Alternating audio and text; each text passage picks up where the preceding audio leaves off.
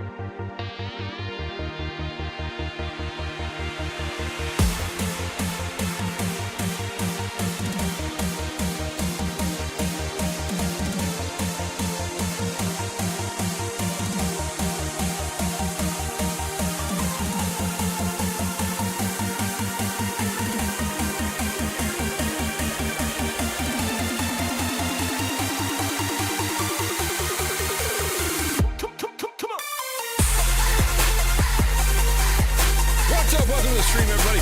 Good to see you. Line yourself up in the middle. Hello. Woohoo! I don't woohoo very good. I don't know. Maybe it's just a lack of Americanism. But that was my best woohoo. Woohoo! Someone got like a howling dog, like I've been shot and I'm behind the fence.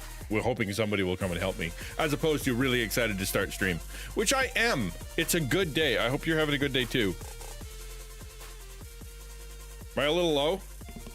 My apple bottom jeans with the boots with the fur? I don't have my boots with my fur on though. I got my apple bottom jeans on though. You should see them. You shouldn't see them. I don't do that because I don't want that many viewers. You know what I mean? If I start utilizing the assets of my body strictly for views, it would be too much. You know what I mean? It'd be too much. I'd end up with a bunch of like advertising like it'd be terrible. Yeah, well, I don't have the boots with the fur. I'm thinking about it, but I don't have them. I problem is I haven't quite figured out.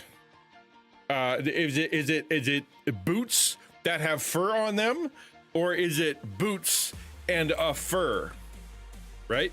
That she's wearing. Also, how can she have apple bottom jeans, boots with the fur, and then by the time she gets to the stage, she's got the baggy sweatpants and the Reeboks with the straps? How does that work? Does she change on the way to the floor?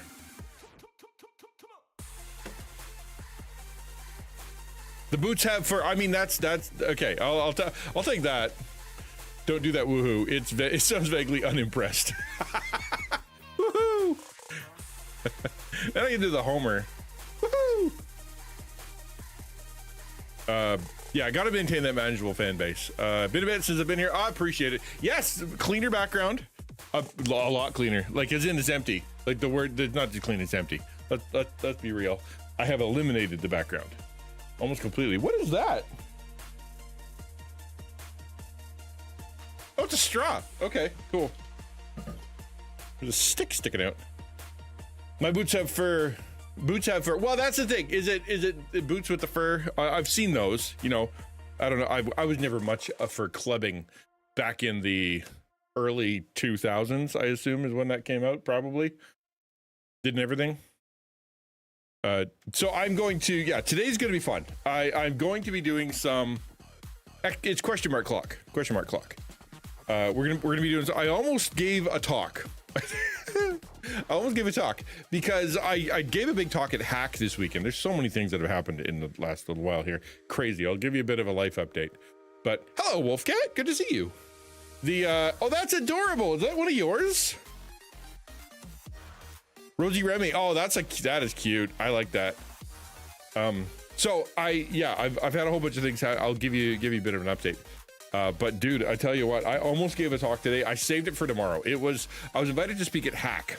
Hack is in Toronto, is a collection of nerds, like computer dudes, I guess you'd say, computer folk that not necessarily like Christian content creators or anything, but more along the lines of, just realized my head is super purple. I gotta dial that back. Meow. There we go. Yeah, so those are cool. Yeah, so like it was very neat to be able to go there, and I was able to give a talk about sort of why are they in their room and ministry to the digital folks, internet folks, and all that. And it was great. I loved doing it, and they were super kind. They had invited me originally to like walk down there, to go down there live. Boy, oh boy, come on, brain. And it would, but the thing is, it's like it would take a hotel, and it would take a travel, and it would take all that stuff. And it was a 15-minute little side talk, right? And 30-minute with the whatever. And so it was not worth it. So I said, well, can we do it virtually? Like, can I dial in or something? And sure enough, they were cool with it. They were very, very awesome in their radness.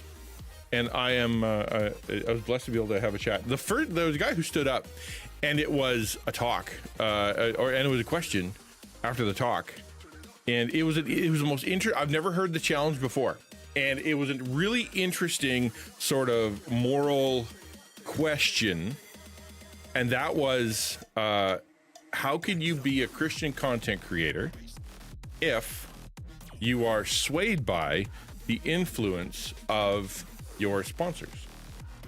Can you trust, or can you be a Christian content creator if you're, hawking products, right?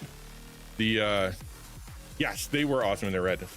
I'm like, it's ironic to me, because I'm like, the challenge was basically like, he doesn't want to see that. And I'm like, okay, fair. Like, you don't want to see somebody have their opinion swayed because of their sponsor and whatnot. It might look a little bit weird. Okay, I can understand that. But like, he used an example where he's like, can you imagine Paul going and teaching and then asking for money? And as soon as he said that, I'm like, actually, that's exactly what he could have done. Like, that was literally how he should have been making his money. The tent maker thing was literally because he didn't want to be accused, but he followed that up with, but pay your pastor, pay your preachers, because that's the job, that's their job. And he said, I could have been taking your money this whole time, but I didn't, because I didn't want anybody to be able to accuse me of anything. So that's kind of the thing, right? That is right. And so his thing was, well, maybe they shouldn't. And I had kind of two responses. One, that's a bad example, because he totally could have, and he could have been, had literal actual sponsors, like the very definition of the term, giving to him. And the second one is, but the problem is that, they're not supported. The whole presentation is basically like, the church should be working with these guys because they have passion and they have communities and whatnot. Let's go. And but the church isn't. So like, what do you want them to do? You know, like this thing is expensive. Computers are expensive, cameras are expensive. You got to pay for the internet, pay for the bills. You can't have a side gig with your side gig. You know what I mean? If you have a second job or whatever, then you're not going to be able to do the streaming thing, not with any kind of seriousness. And so therefore, you know, what do you want them to do? How are they going to, you know, like obviously if the church won't do it, then they got to figure something out. And I agree, you know, take your sponsors, choose your sponsors carefully. That's a big one for sure. If you only go by donation, you still have to please. Well, and that's true too, right? Like, so I've been, you know, I was a pastor for a long time, and one of the pressures or one of the temptations towards pressure is that somebody, you know, like the church will be in trouble, or because, you know, a big donor will get mad. I can understand the temptation. I think you guys know my personality by now, that I wouldn't be swayed by that. But it definitely, you know, kind of crossed my mind. And it was, if I tick off so-and-so, if I tick off this couple, if I, you know, annoy this person with my, you know, my preaching or leadership or the direction that I'm trying to go, they're going to get mad, and they're going to, you know, they're going to respond with their money by taking a, you know, and then that's kind of a big deal, especially when you're in a small church. And so, and I had that. I had people threaten to, you know, like, don't you know who I am? Like, you'd like stupid stuff, or come in and be like, I want to do something for the church, but, and I'm going to donate a whole bunch of money, but I get to pick where it goes. And I'm like, then keep it, because that's not how it works. Right. And then, you know, I've had other people who was the person who was counting the stupid tithes, man, dude, comes up to me during the week, and he's like, dude, he's an old man. He's like, hey, you know, so-and-so, you want to know how much they tithe? And I'm like, no, that's literally not allowed. Don't. And he's like, oh, you should totally know though. And I'm like, I totally shouldn't actually. And I'm like, don't tell me. And so he's like, but I really want to tell you. So I had to get up out of my chair, out of my office, and walk away. I'm like, no, I don't want to know. And as I'm walking away, he's like walking behind me going, but I really want to tell you, you don't want to offend them. And I'm like, leave me alone. I walked out of the building to get away from this guy because he was so desperate. And that's the temptation, right? Is that you're offended. You're tempted to alter the message, or alter at least the intensity of the message, or change the message, or whatever, focus on a certain thing because of the money. And that is a temptation. I will admit, but it isn't one that a good Christian, or one who understands where God, you know, how God provides, how that works, is worried about. You know, you're not keeping the church going. You're not paying my bills. You're not, you know, whatever, you know, God does that. And if you take off, you're losing the blessing of being part of what's going on here. And God's going to fill in the gap anyway. You know, the sermon is sponsored by Raid Shadow Legends. Can you imagine? I totally can imagine, actually. Cause I mean, like Tetzel, right? Like literally, that's exactly what Tetzel would do. Give a sermon, and halfway through, this sermon is sponsored by the Pope. Do you have dead relatives or old people in your life that you're worried that they went to hell? Are you worried about yourself having way too much sin, and that you might have to go to purgatory for 50, 60, 70,000 years? Well, have I got a deal for you? You give me money, I'll give it to the Pope so he can build his big gold building out of all your donations, and he will generously knock off a couple $1,000. The bigger the donation, the more time he knocks off purgatory. Isn't he great? And then Martin Luther went, no, that's not cool. And then we had the Reformation. But yeah, it's like almost literally. I've been back and forth with the sponsorship thing. When I first started, I'm like, I don't want to do sponsorship. That feels weird. But then I'm also like, but, you know, is it possible that is the way that I talked to somebody, right? I talked to somebody about it. It was actually Susie. I'm like, how do you justify having sponsors and whatnot? And he's like, it's a way for people to support my ministry, and then they get something out of it. Like, it's really not that big a deal. And I'm like, that's a very good point. Like, if you buy from Rogue, or you buy from, you know, Dragon Roast, you get coffee. And it's not like I'm, you know, it's really not that big a deal.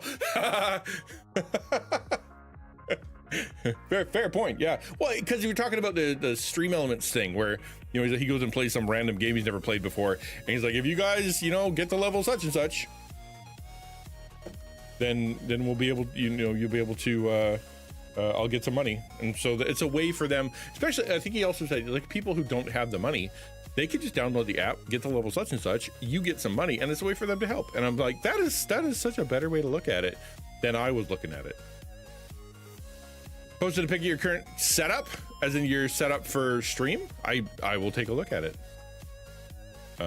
Once it came across, it's okay to know about tithes because Jesus knew and shared of the widow and her offering. I don't know if that's what Jesus highlighted that for, though. No, that's not why. It's okay to know what people.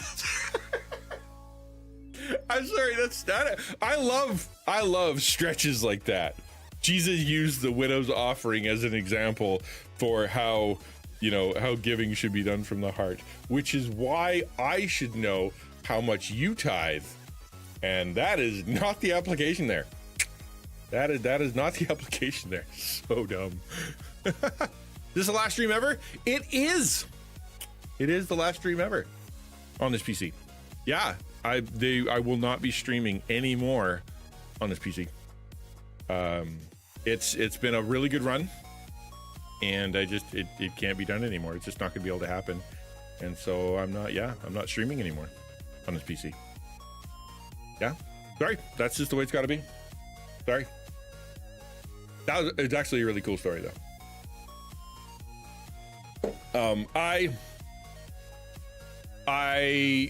You guys know, so I don't have to tell you. I know, that's a good question. That's a good question. You'll have to watch me when I have my new PC. I'm realizing now the Blue Shroom, I don't think your first language is English, right? Like you know English, obviously you know it well, right? But you obviously, maybe it's not your first language, so you're not picking up the joke, right? It's the last stream on this PC, this particular PC, because I finally got it. Okay, good. You got it. Okay, good. Whew. I was worried that I was pushing it too far and you were lost. Yeah. And it was supposed to, yeah, exactly, man. Wait, maybe you should just graduate. Have you thought of that?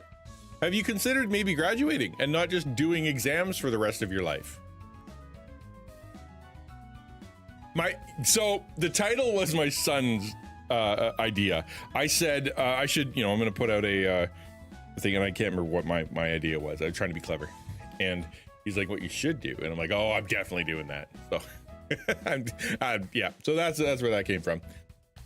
So yeah, a really cool story. So I was, the coffers were getting a little empty thanks to a bunch of other stuff. I went and did a little bit of math and figured some things out, and was able to recoup, which was nice. And then I've been looking on Monday. Like, I couldn't stream on Thursday because Thursday the computer was just absolutely fried, just done, just cooked. And I'm like, how do I freaking do this? So I went to, I've shopped and I shopped and I shopped and I shopped and I shopped, went to Canada Computers, and I'm like, dude, I want the impossible. So help. I need a PC that has like a really good, a PSU, like a really good power supply. And it's because I want to be able to put my old 3060 into it. And I also want it to be able to have, but I don't want it to be expensive.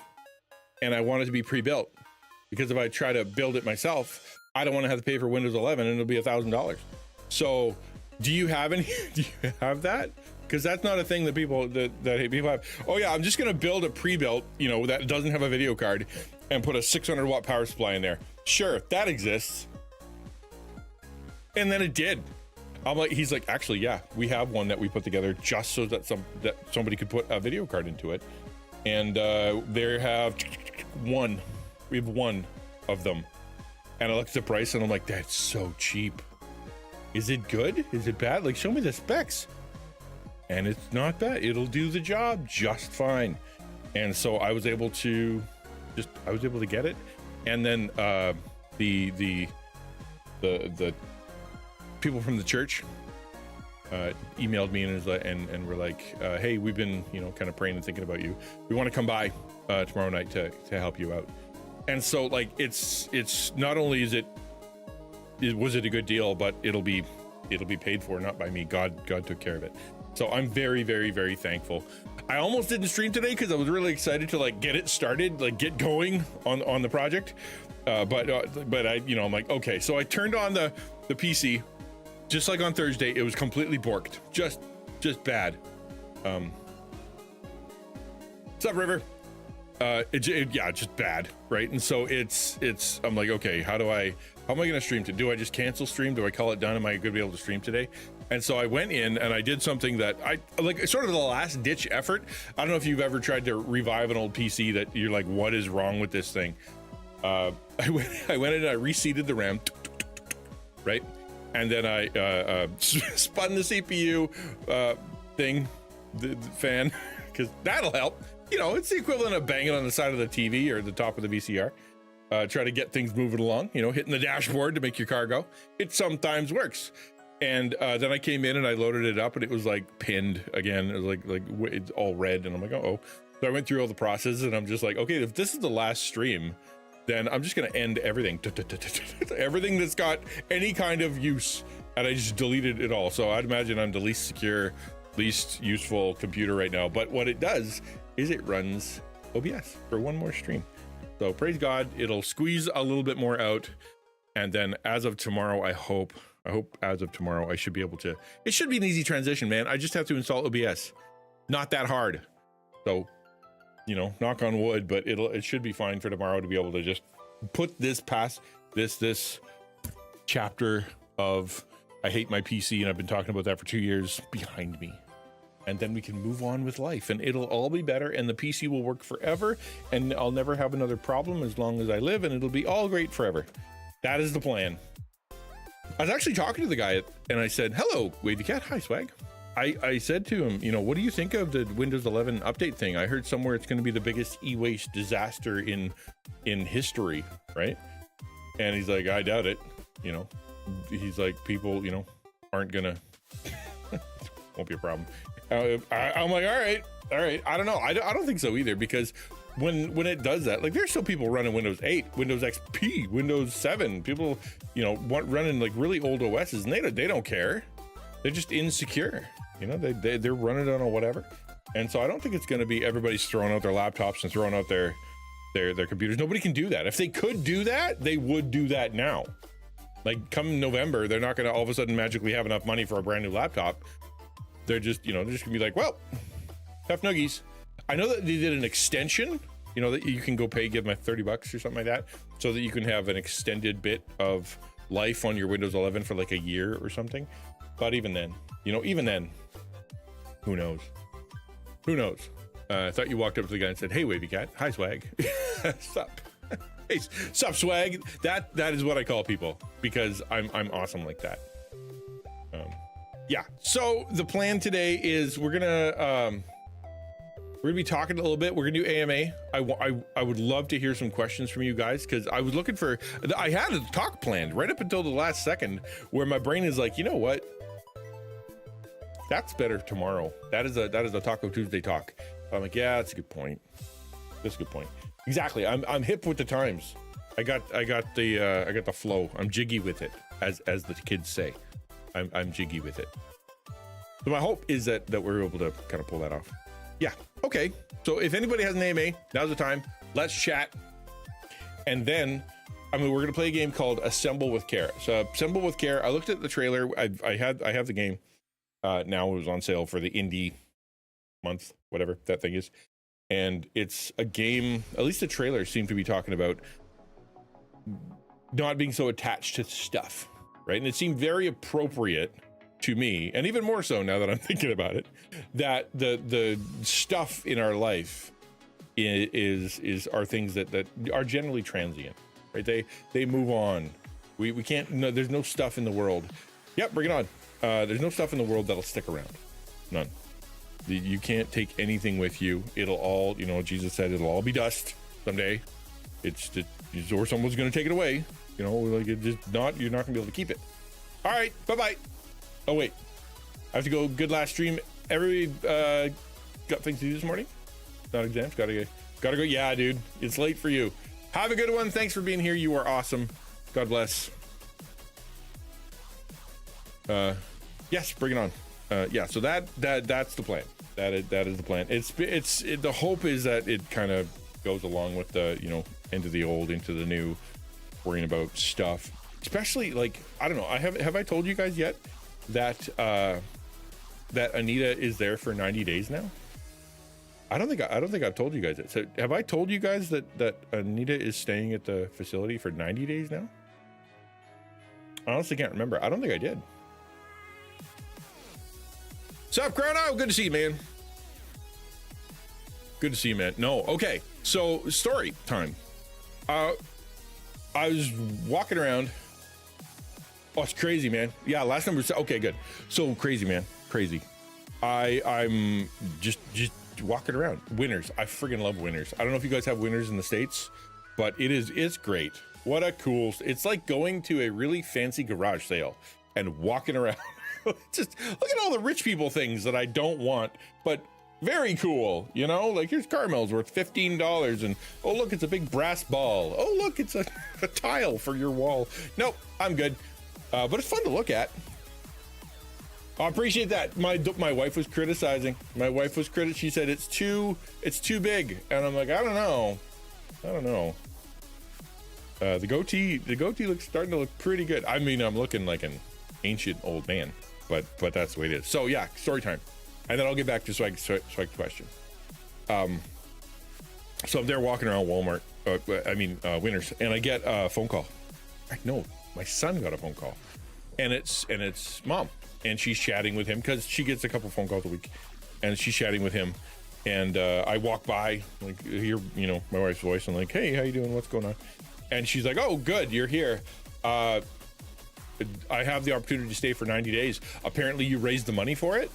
And I'm like, no, that definitely did not happen. So I pull up and I go looking on the computer. I'm like, the phone, whatever. Yeah, the phone, like, give, send, go. No, it's still at the same thing. Right? It's still the same number. So no, we didn't raise anything. No, I didn't miraculously get $16,000 that I don't know where it came from, and I don't know how it worked. And so I, contacted the person running the Give Send Go. Did you get private donation of something that I don't know about? Right? And then all of a sudden, she's like, nope, I don't know what you're talking about. And I'm like, okay, so we don't know what you're talking about. Actually, I don't know. I don't see how you can go for 90 days, because that would require somebody to have just, without my knowledge, without their knowledge, given like $16,000 or $15,000 to those guys without letting us know, right? So I don't think I don't know what they're talking about, and I don't want like a bill at the end. So like maybe have a talk with them, and then not long later, she comes back and she's like, no, yeah, some private donor. Don't know who, don't know when, don't know whatever, gave the full amount so that Anita could be there for the full 90 days, and it's completely paid for. All you have to do is say yes. And so, I'm talking to her about it, and I'm like, okay, so, like, you were kind of counting the days for coming home, and like, is this something that you want to do? And I talked to the owner, the manager, whatever. I'm like, is there 90 days worth of stuff to do, or is she going to be repeating at this point, where she's going to be going through stuff she's already gone through? Like, no, the actual program is 14 weeks long. Like, the program they take you through is 14 weeks long. So she would have ended up having to cut it early anyway, right? And so crazy, man, crazy. So you're like, yeah, if you want to go for it, go for it. And so all of a sudden, boom, she's not coming home till December 7th, which actually there is even a sort of a double blessing in that I was coming home on the 7th. She was coming home I was coming home on the 9th. She was coming home on the 7th of November. She'd have been home for 2 days while I was in reach. And I was like, right, not that I think she's going to do anything or it's going to be bad or whatever, but I, still like that's not the best way to do things. And so boom, So yeah, it's very exciting. Very exciting. Want some more of my IDs are broken? Okay. You fix that too. One of these days, man. One of these days. All of my lights are like on a different IP because my router got rebooted or something. Silly. Thank you for the subscription. I appreciate that. Good morning to you as well. Good morning. Yeah, so that's the story. That's the story. And so she's going to be there for a while. She's really enjoying it. She's really enjoying the counselor, and she does, I don't know, 8 or 10 hours of like classes and counseling and groups and journaling and whatnot. Like, it's really intensive. And so she's been doing this for a while, and she's getting a lot out of it, and the food is really good, and the she's able to sleep, and her roommate's nice. Like that, like, it's a really good experience. And let me tell you, it wasn't always a good experience in the previous places. Like when she was in what we call the Royal here, which is a mental health hospital paid for by the government, it was really, really uncomfortable. Like the bed wasn't good. The staff wasn't super nice. There was nothing to do, right? Like Tuesday for like half an hour where they'll bring in like a dog, and then there's like a board game night or something you could do once a week. Like it was just nothing to do, and so you go stir crazy. And then they were not the best people, and then you go to the hospital, you're in the ER, in the psych ward of the ER. It is even worse. People there are legit scary, and there's sort of my wife going through a hard time, and she's surrounded by some pretty scary people, and it's crazy, and so like that's not fun. So at some point when you go to the we're helping you trips into we're no longer helping you, we're actually causing problems now. And that basically happened when she was in other places. She was in jeopardy, and then all of a sudden she's kind of doing a little bit better, but then she stays for a little too long, and all of a sudden like things are getting worse because the environment is just bad. And so the being in this has been an absolute miracle. It's crazy, man. Crazy. It's so much, and we've had 3 good weekends together, 3 good days. Like she came home on Sunday, came home on Monday, came home on Saturday, and it was positive, right? Hey Duck, good to see you. It was positive, which I don't know if you have ever struggled with somebody with mental health, or you personally have mental health issues or whatever. There's this sort of overarching nervousness, this like waiting for the shoe to fall, like the walking on eggshells, or however you want to call it. That's what it's like. You're always like that. And so there's the problem is that it's coming at some point. The fertilizer is going to hit the ventilator, and there's going to be an issue. When is it coming? And so you live like that all the time. We've lived like that for a decade and increasingly more. Thank you for the lurk, appreciate it. And increasingly more, right? Like that's just life. And then to come home the first week, like she came home and everything was great. And then afterwards, my son and I were exhausted, just like for no reason, because nothing bad happened. And we had fun, and it was really good. We played cards, we had food. Then she went back, no problem. But like he's a mess. I'm exhausted. And like, what was that? It was basically like we were just kind of holding for a while, trying to make sure, and then all of a sudden, when nothing happened, you let go and your muscles are sore. Why are your muscles sore? Because you were clenched for 12 hours. But it's been really positive. It's been cool. She said some stuff to me that was really, really, really, really good. Writing notes to the family and whatnot. Like, I think my favorite thing that she said to me so far, and I'm not telling tales outside, and this is totally fine. Nothing. It's good for me, but really not. It's not that big a deal. But it's to you. I mean, it's a big deal for me. She said in one of her notes, I couldn't hear what you were saying. The encouraging stuff, the supportive stuff, the helpful things that you were trying to do and say. I couldn't hear it.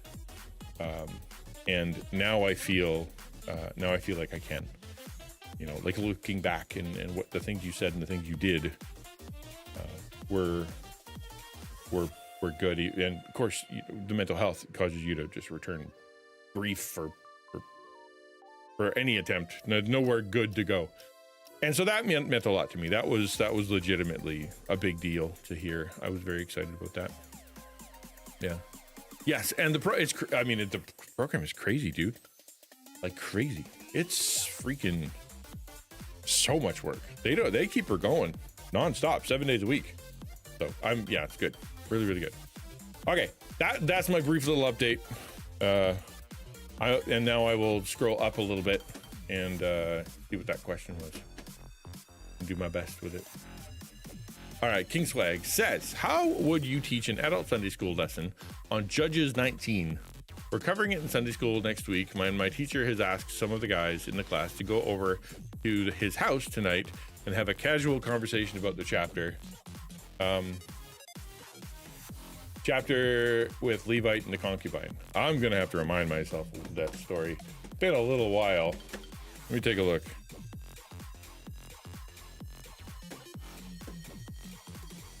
Let's look at it together, shall we?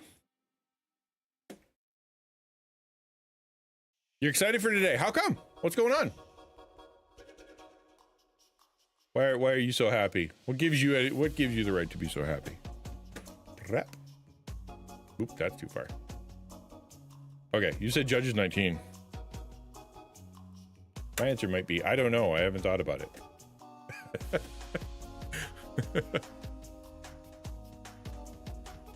School field trip. Hopefully the weather can be okay in Sunday. Oh, you're doing another trip, man. Good for you. You guys are always on the move. Like always on the move. You just came back from that big comforting place. Are you going outside?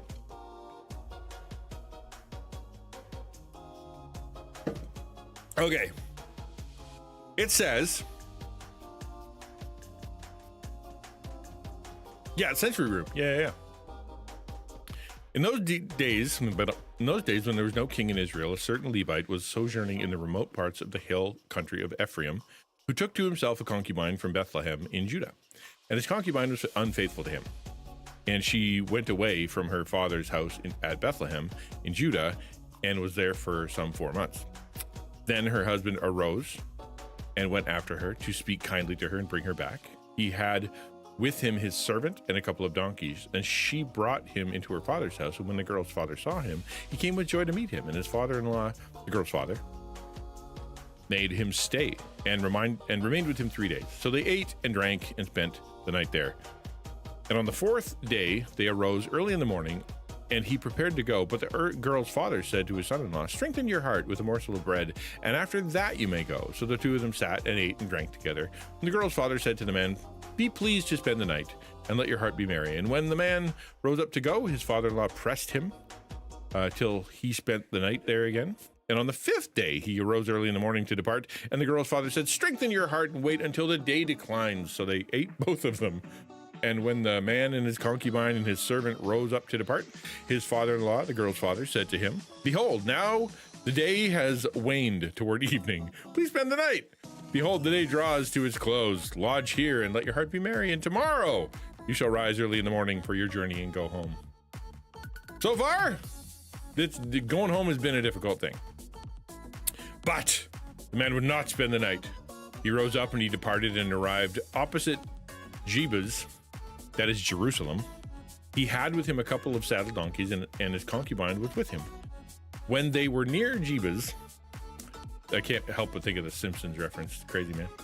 When they were near Jebus, the day was nearly over, and the servant said to the master, come now, let us turn aside to the city of the Jebusites and spend the night with it. And the master said to him, we will not turn aside into the city of foreigners who do not belong to the people of Israel, but we will pass to Gibeah. And he said to his young man, come and let us draw near to one of those places and spend the night at Gibeah or at Ramah. So they passed on and went their way. And the sun went down on them near Gibeah, which belongs to Benjamin. And they turned aside there to go in to spend the night in Gibeah. And he went in and sat down in the open square of the city, for no one took them into his house to spend the night. And behold, an old man was coming from his work in the field at evening. The man was from the hill country of Ephraim, and he was sojourning in Gibeah. The men of the place were Benjaminites, and he lifted up his eyes and saw the traveler in the square of the city. And the old man said, where are you going, and where do you come from? And he said to him, we are passing from Bethlehem in Judah to the remote parts of the hills country of Ephraim, from which I come. I went to Bethlehem in Judah, and I am going to the house of the Lord.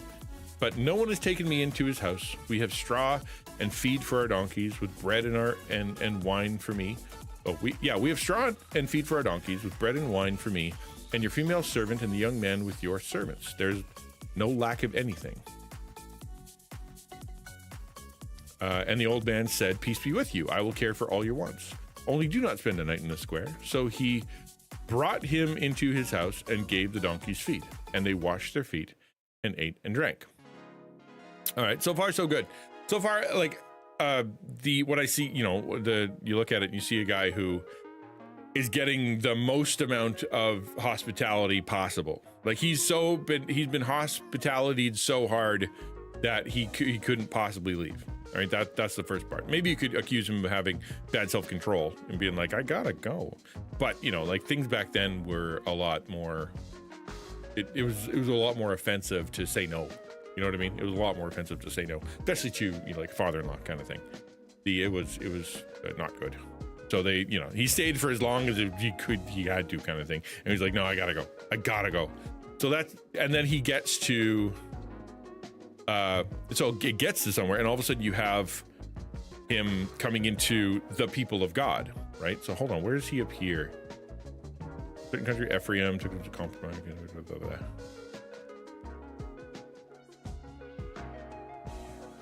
Oh, in Bethlehem and Judah. Okay, so still an Israelite. So an Israelite was giving him great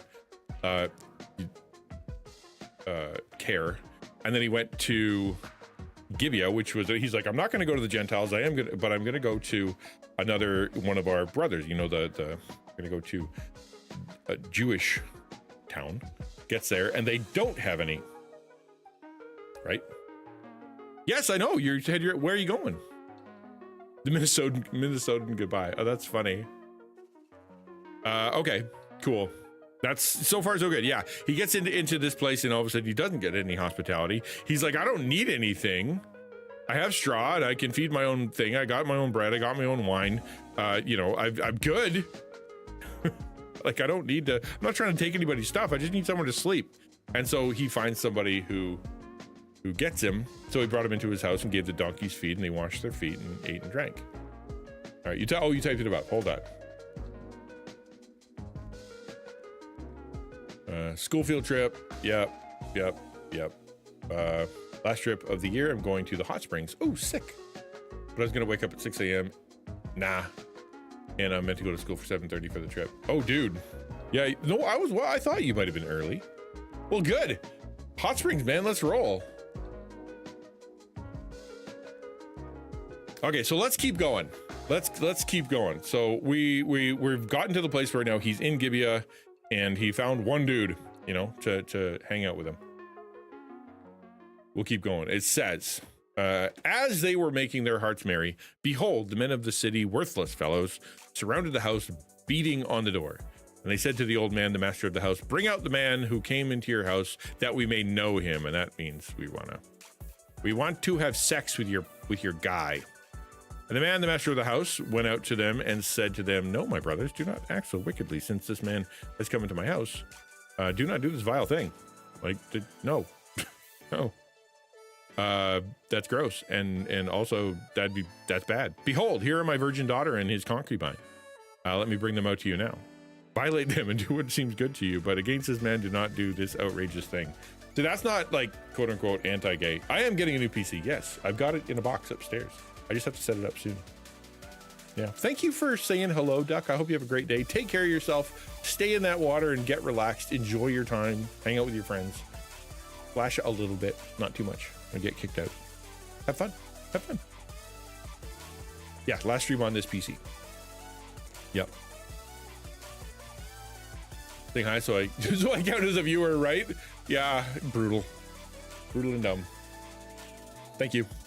So, that's bad. So this isn't anti-homosexuality. It's like, oh, you shouldn't be gay. Here, go, hurt these ladies instead.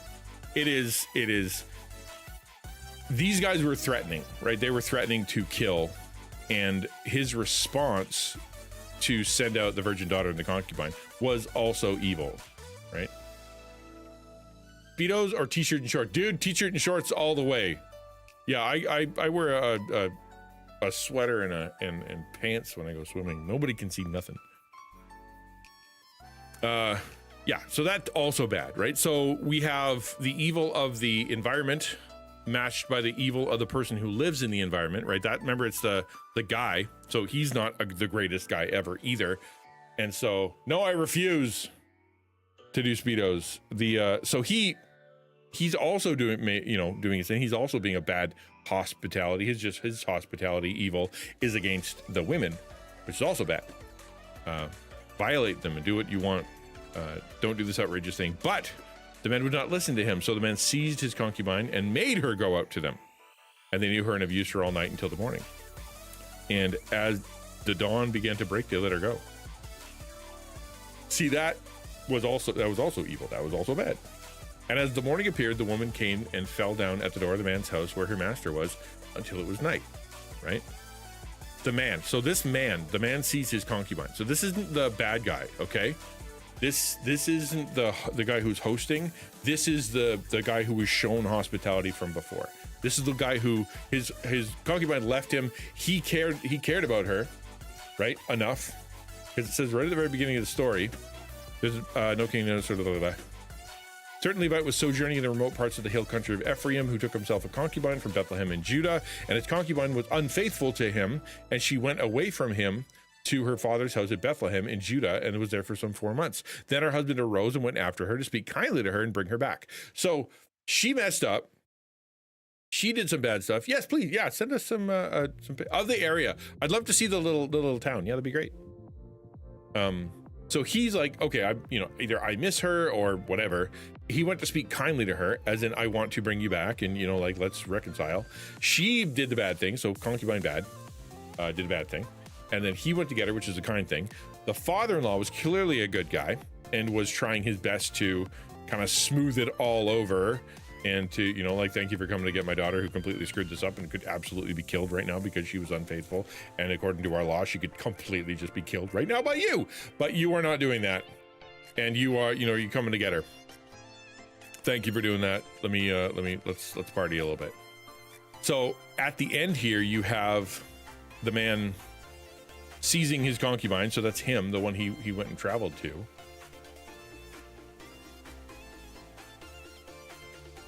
I would love to, St. Bear. Name the time, name the place. I'll be there, my man. I'll be there, my man. I'll be there. I love it.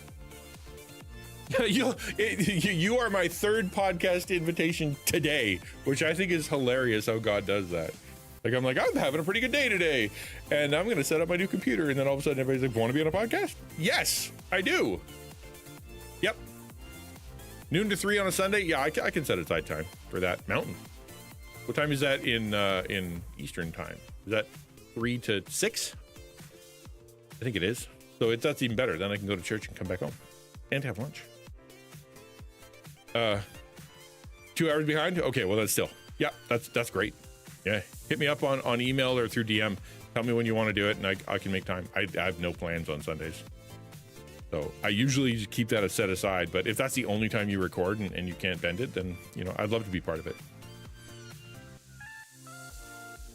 Yeah, thanks, man. So the man sees his concubine, also bad. Remember, this is sin upon sin upon sin upon sin. So concubine sin, guy goes to reconcile, father-in-law does his best, leaves. The environment that he goes to sinned against him with lack of hospitality, which, by the way, this is very much Sodom and Gomorrah. This is the same story as Sodom and Gomorrah. If you recall the story of Sodom and Gomorrah, you have coming into town, all of a sudden, lack of hospitality, send out your man, we don't want to, sends out his 2 daughters at that point, and that they do bad stuff, and it was the same thing. And that place got wiped off the map. It was completely destroyed, not because of their lack of hospitality, but because that was like sort of the straw that broke the camel's back, right?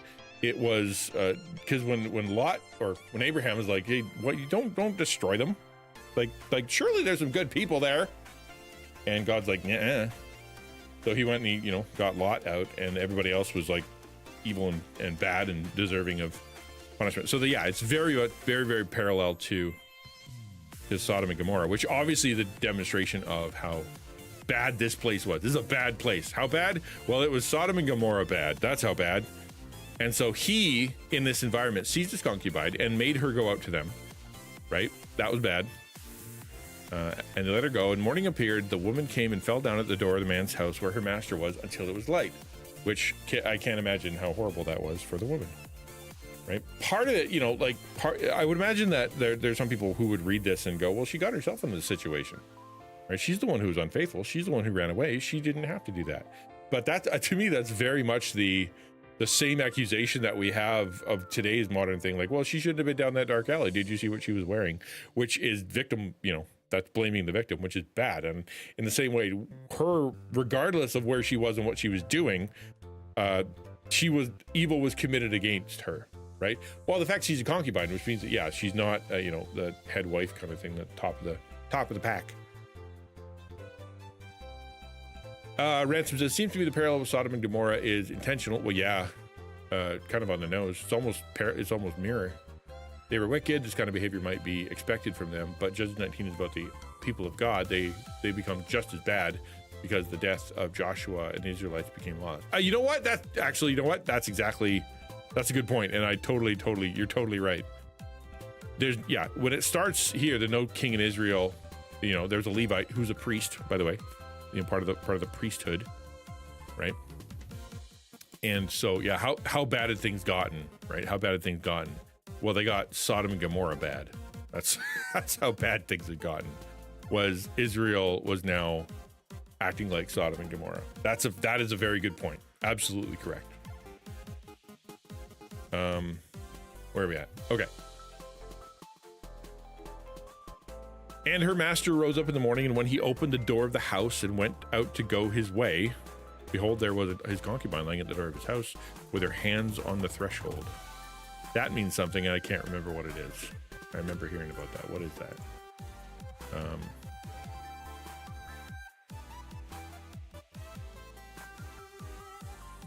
That means something. I think that's a request for salvation, a request for hospitality, or something. Their hands on the threshold is sort of you were supposed to take care of me. I should Google that before I say anything.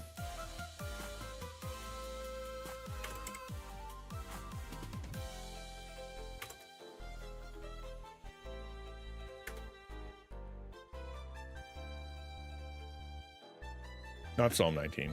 That was dumb.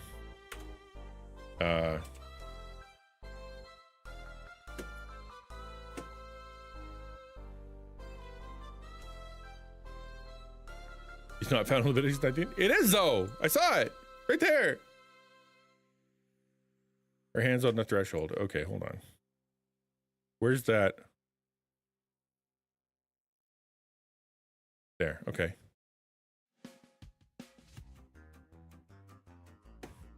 Okay. When the man opened the door in the morning, the mob had departed. The concubine's dead body lay in the doorway of the house with her hands on the threshold. Is she dead?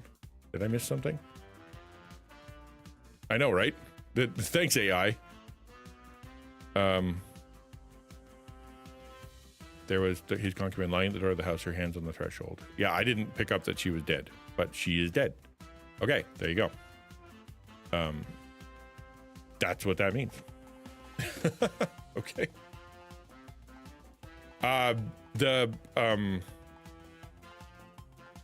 He said to her, "Get up and let's be going," but there was no answer. Oh, she died. Yeah, I had to read one step further. Yeah. Then he put her on a donkey. The man rose up and went to his way home. And then when he entered his house, he took a knife, taking hold of his concubine. He divided her limb by limb to 12 pieces and sent her throughout the territory of Israel. And all who saw it said, such a thing has never happened or been seen from the day that the people of Israel came up out of the land of Egypt to this day.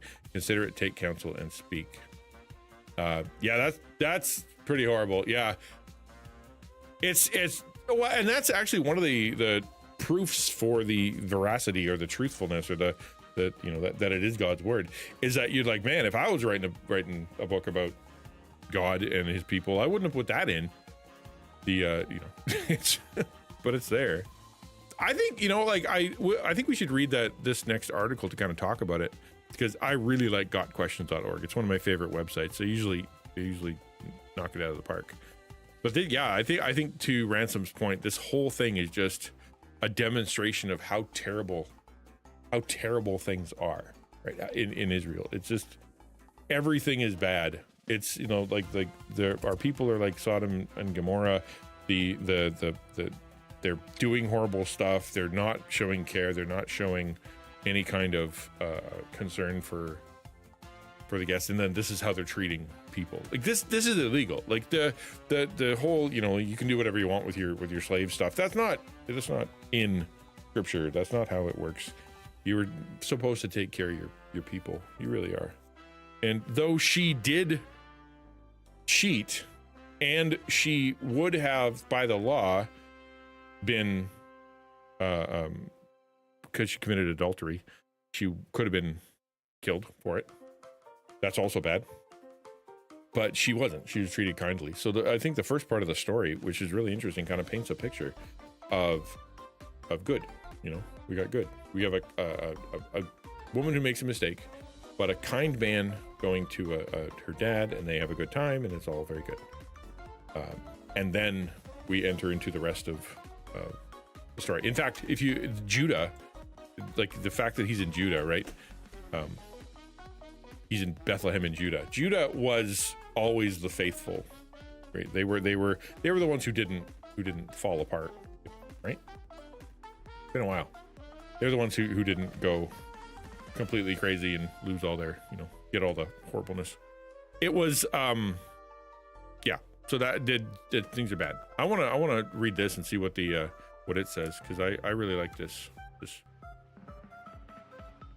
do we do here? Ooh, that's too much. Too big. The concluding chapters of Judges highlight the fact that everyone did what was right in his own eyes, one of the stories that demonstrate the chaos and lawlessness of the time, and the account of the Levite and his concubine, which begins in Judges 19. Yeah. Did I say Leviticus? I meant Judges. Yeah, so Judges, there's no kings or whatever. How bad have things gotten? And, at the end, like, things are really, really, really bad. Story that demonstrates the lawlessness of the times, the account of the Levite and the concubine. The Levite had a concubine who'd run away, been unfaithful. From the very start, there's a problem of Levite, the priestly tribe, having a concubine. Yeah, my brain was like, I don't think Levites are supposed to have concubines, but I didn't want to say that out loud. But yeah, that also is a problem.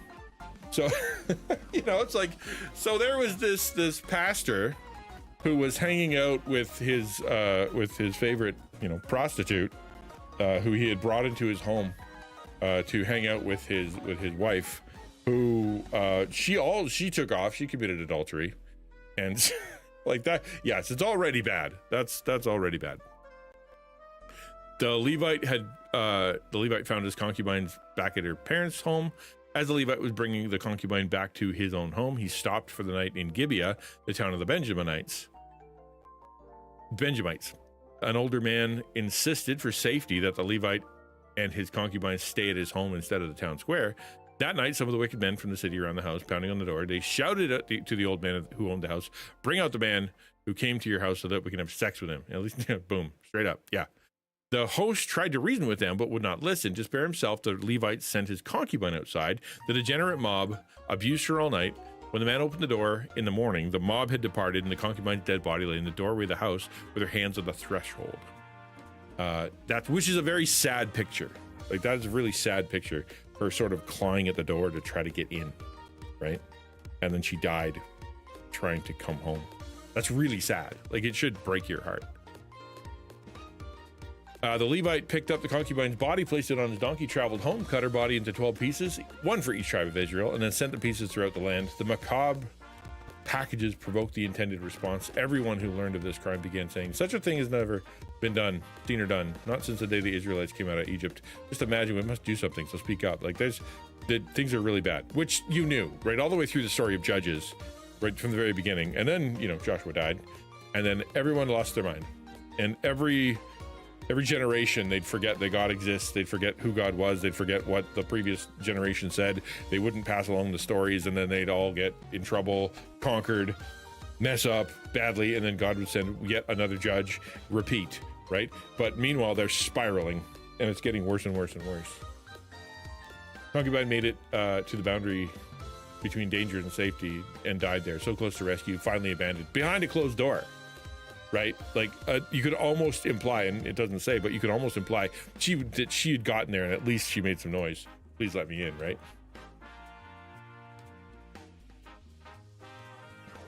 But what you don't see here is the people of God that were in that room praying.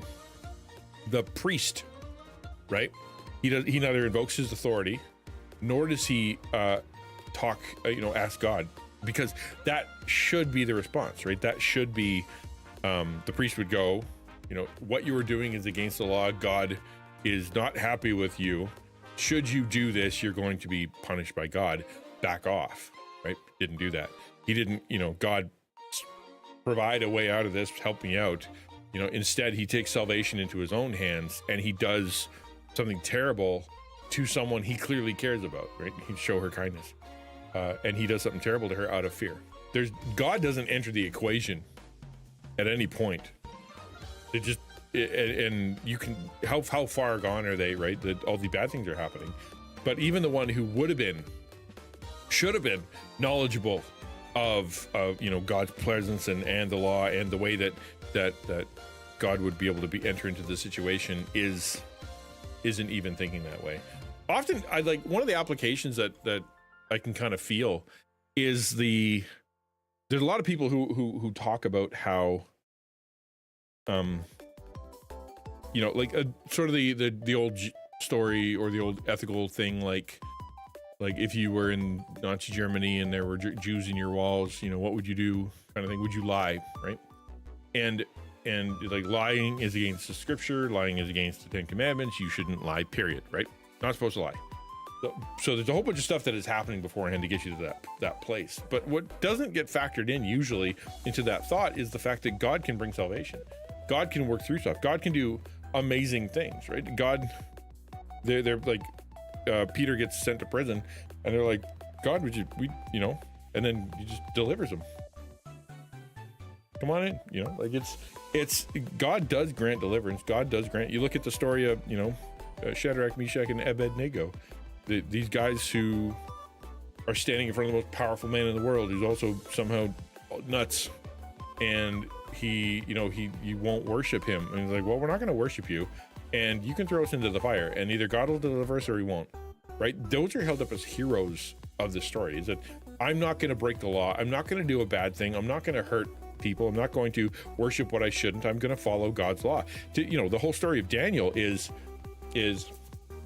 they were, told, go and eat this stuff so that you can get strong, so that you can become a better, servant to the king.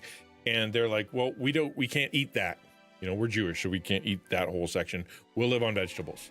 And the guy's like, no, you will not, right? You won't live on vegetables. And he's like, just let us try for a little while. We'll show you. And as they do, as they, are faithful to God, they are strong. The other one, they become the strongest. And when presented with faithfulness or faithlessness, in Daniel's case, it was prayer, right? You're not allowed to pray. Well, I'm going to pray anyway, like it or not, because I will pray to God. This is what I'm supposed to do. And he went up, he got caught, he got thrown in the lion's den. That whole story, Daniel, Shadrach, Meshach, and Abednego, was about God coming into extreme situations and trusting that he will either deliver or not. And he could have been eaten by the wolf, or by the lions, and still would have been doing the right thing. In here, God doesn't enter in at all, right? The Levites got a relationship he shouldn't have because he didn't care what the law said. He is, hanging out in a place where nobody seems to give two hoots about what God has to say.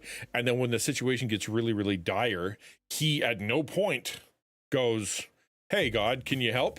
Doesn't. Instead, he takes it into his own hands and does an extreme sinful thing, which how many of us have gotten to the place where we need something, we require help, we're in jeopardy, and instead of pausing and praying, instead of going, okay, God, what are you going to do? How are you going to deliver me?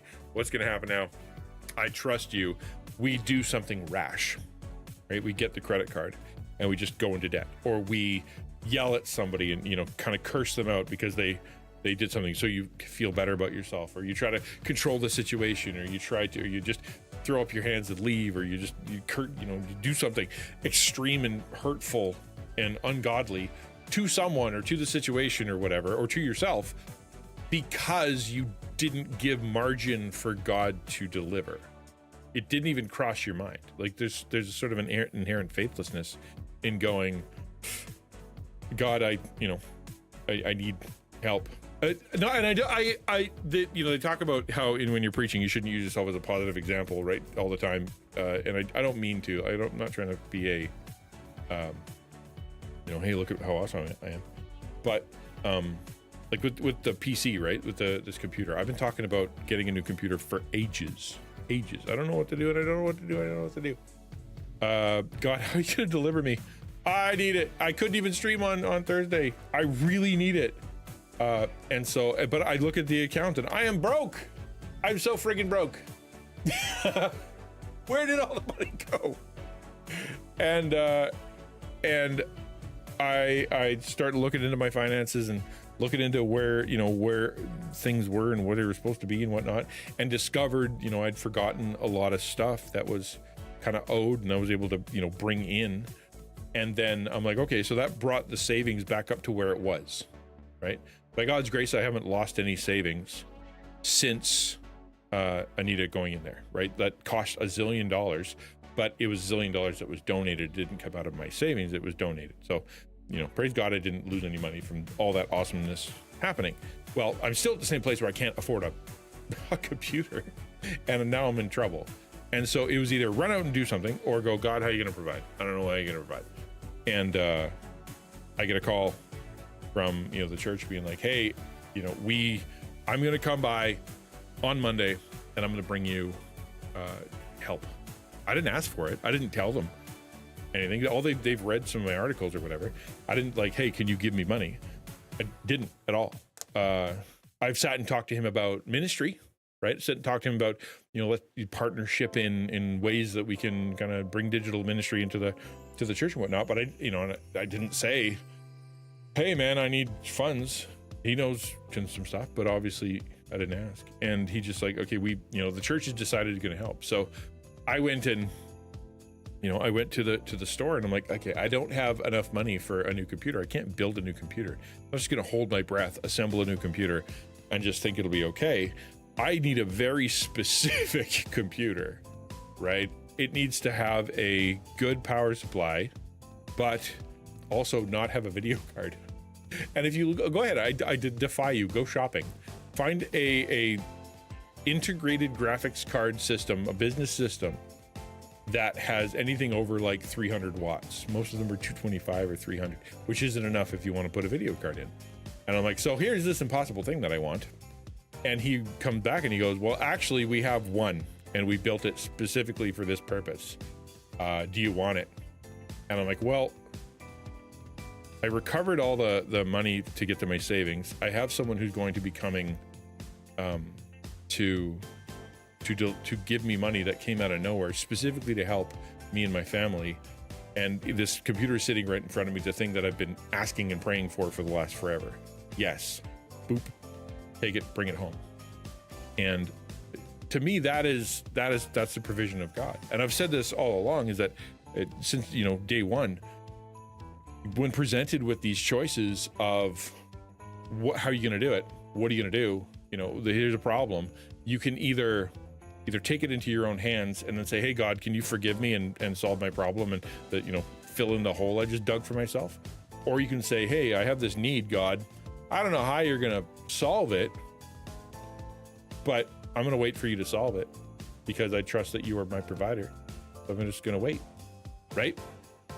And you give him the ability to act. That's something you don't see here, right? Actually, let me ask chat. Y'all are Christians. So tell me a story or tell me a time where you had a choice between running out and solving your own problem. And you had the instinct, like, I'm going to go, get a line of credit, or I'm going to go, take this into my own hands, or I'm going to go control that situation or whatever. And you chose not to ask God and just simply said, God, I don't know how you're going to provide, but I need you to provide. Here I am. I'm waiting. And then God showed up. Does anybody else have a story like that? I'd love to hear. So like I said, based on the previous story of Micah 7-18, we could also reasonably infer that the Levite was not a faithful priest. Some of the Levites were practicing polytheism and worshiping multiple gods. Well, that's the story of Judges, right? That's the whole. Well, yeah, I mean, Hannah's got a great choice, right? Waiting for a new computer, and then just out of nowhere, all of a sudden, goes viral be able to help out. Well, yeah, because you were in a place where it's like even the house finances are in jeopardy kind of thing. And, how am I going to pay for this? And I think your mom had something going on. Like, you had a lot of needs. And then all of a sudden those needs are provided for. I'd imagine it was a temptation for you to go, well, I'm going to, buy a new thingy. But you knew that it was, yeah, that's it, right? Once you paid your bills and whatnot, that was the grace. Yeah, for sure. Yeah. I'd love to hear another story if anybody has one. Yeah. So, but like, that's the story of Judges. They lose their marbles and they just get worse and worse. And God goes in and he grabs like the one guy who's listening. Everybody else is worshiping other gods and trying to partner with pagans and terrified out of their mind and just being dumb. And the priests who should have known better didn't. Right? You see that all the way through. You look at Isaiah, right? Like, I always think of that passage where God says, like, why are you trampling in my courts? Who invited you here? And he's talking to Israel. Like, why are you in the temple? Why are you coming to Jerusalem? Or why are you coming to my tabernacle? Why are you here? Why are you here? Who invited you? And the response of that God says to them that you can hear that they said was basically, well, we're here to put in our minutes to do the required religious thing, so you give us stuff. Like, we couldn't care less about you or about worship or about anything here. We don't care anything about each other, but we know that if we don't come to church and do the thing, that somehow God doesn't like us. So we're doing it here. And God's like, I don't want that. I don't want you to go through the motions. I don't want you to show up and just decide that you're going to perform religious activity to try to invoke me like I'm some kind of pagan god. No, get out of here. You guys don't take care of each other. So therefore I'm not going to return in kind, because you're not following anything that I've said except for this worship thing, which doesn't count. Even Jesus says, if you know that somebody has something against you, leave your gift at the altar, go deal with that. It's like, I don't want your worship until you're at peace with the people that you need to be at peace with. Don't even come to church. Don't even come to temple. Don't even give an offering until you have figured out your relationships with others, because that's important. It's critically important. And then so if that's God's priority, how bad is what we're seeing here? Ukulele says, we just spent a month not driving because it was throwing weird errors, and it turned out to be a bad battery because new cars, computers are jerks. Right. Your entire car is destroyed. Are you sure you just don't have enough voltage? No, it's the entire car. Everything else is the problem. Well, how about we just change the battery? God knew we didn't need another car. How did you diagnose it? Did someone just go, hey, you need a new battery? Or did you just decide to put that in? Banana Santa says, like, I went viral and was able to pay bills and able to take care of my mom. Then my laptop starts dying. Do I use the funds to buy a new PC and risk not be able to pay other bills? Or do I trust God and do my best until I can get a new PC? Right? Exactly. Right. So what did you pray for? Right? God, I'm in trouble.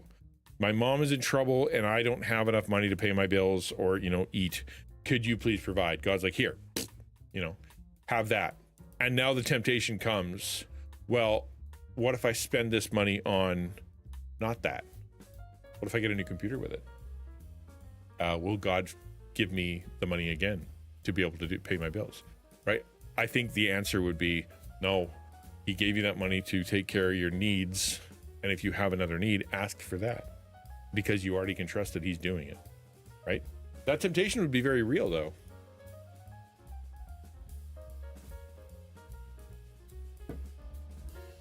Nothing finance related, but I kept praying for a church to go to. Then one day I randomly ran into a college buddy who told me he moved to town the previous year to be a worship pastor. I visited the next Sunday and they haven't been able to get rid of me since.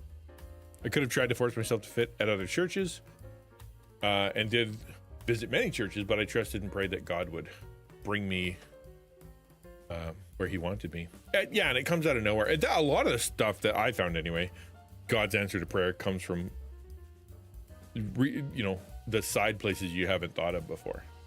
Kind of comes out of nowhere. Yeah, cool. We eventually decided to spend money to have it towed and diagnosed. Okay. Oh, sorry, dysgnosed.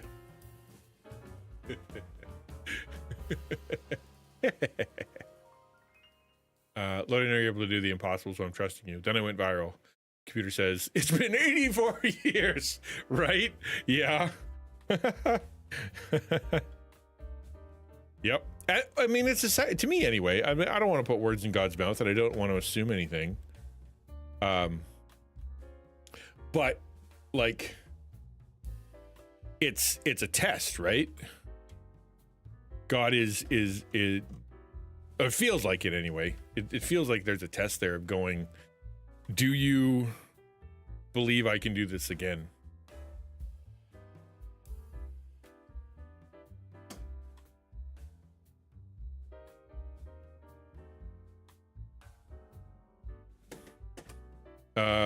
Keep kind of going in here.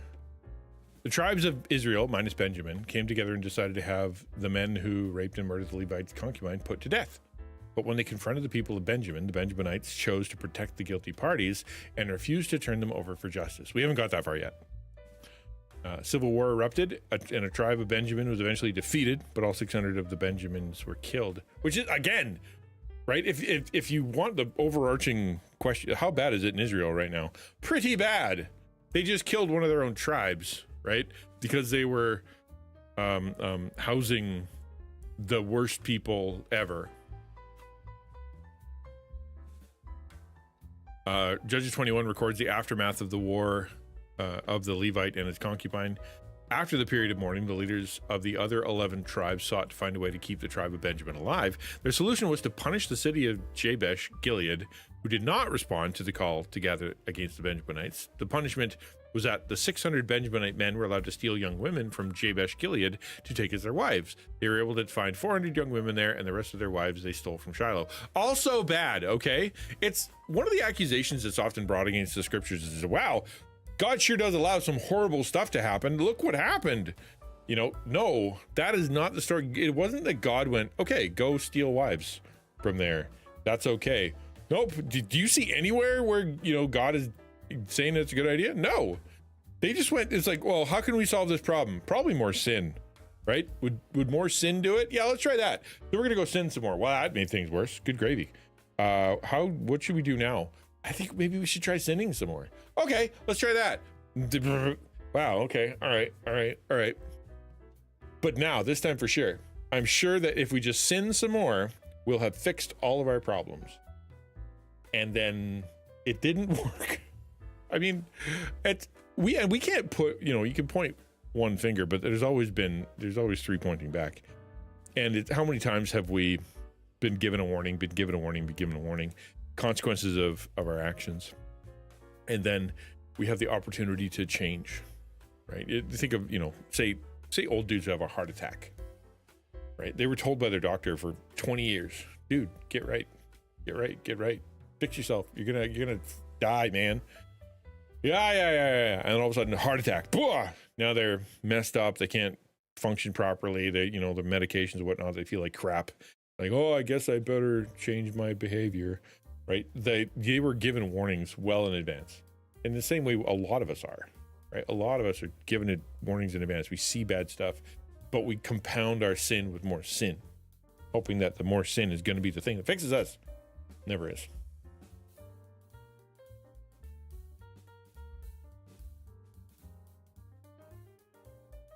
Okay. The grotesque and alarming series of events concludes with the fitting words, Judges 21:25. In those days, Israel had no king. Everyone did as they saw fit. Readers reeling from the immoral activities of these closing chapters of Judges can take some comfort in the fact that Scripture clearly condemns these activities. Crimes such as befell the Levite's concubine, or what happens when law is spurned and everyone does as he sees fit. Yeah, bad stuff. Praise God for Jesus, and for His grace, because we're not any better. I think it's so important for us to remember that we are not better people than the Israelites, somehow thinking that we are so enlightened. We do the same thing. We do the exact same thing. Question is, how do you do it? You know, in what way right now? Like if you want to grab an application, like in what way right now?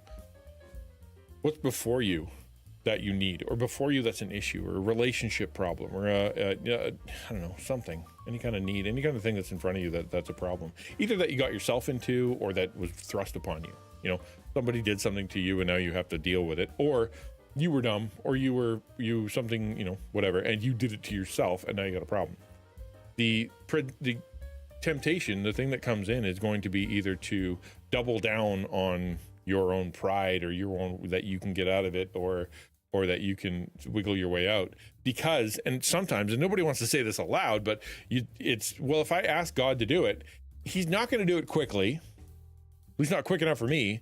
And when he does it, it's going to require me to humble myself, and I'm probably going to end up having to tell people what I did and what I need, and that's going to be embarrassing. And then I'm going to have to talk to people who I don't want to talk about, because they're probably right, and they're going to say some stuff to me that I don't want to hear, and all that I don't want to do.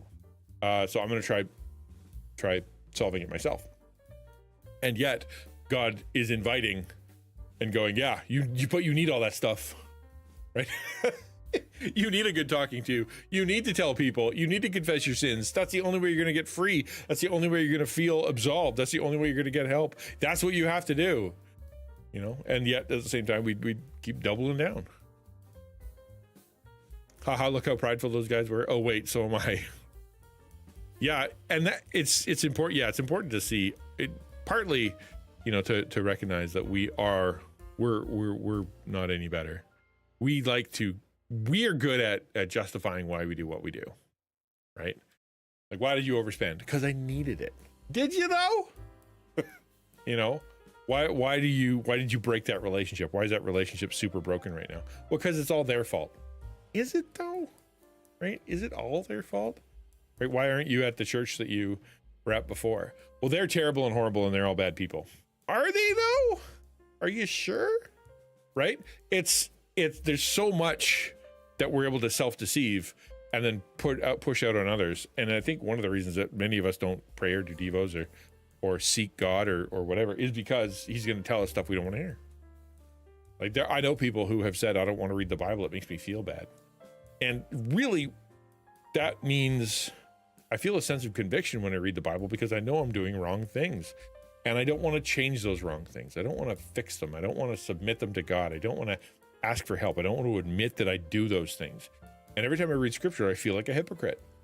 And so therefore, I have a choice between either dealing with the stuff I'm doing wrong and doing it God's way and finding freedom through him, or just trying to ignore God's voice. And a lot of people just choose that.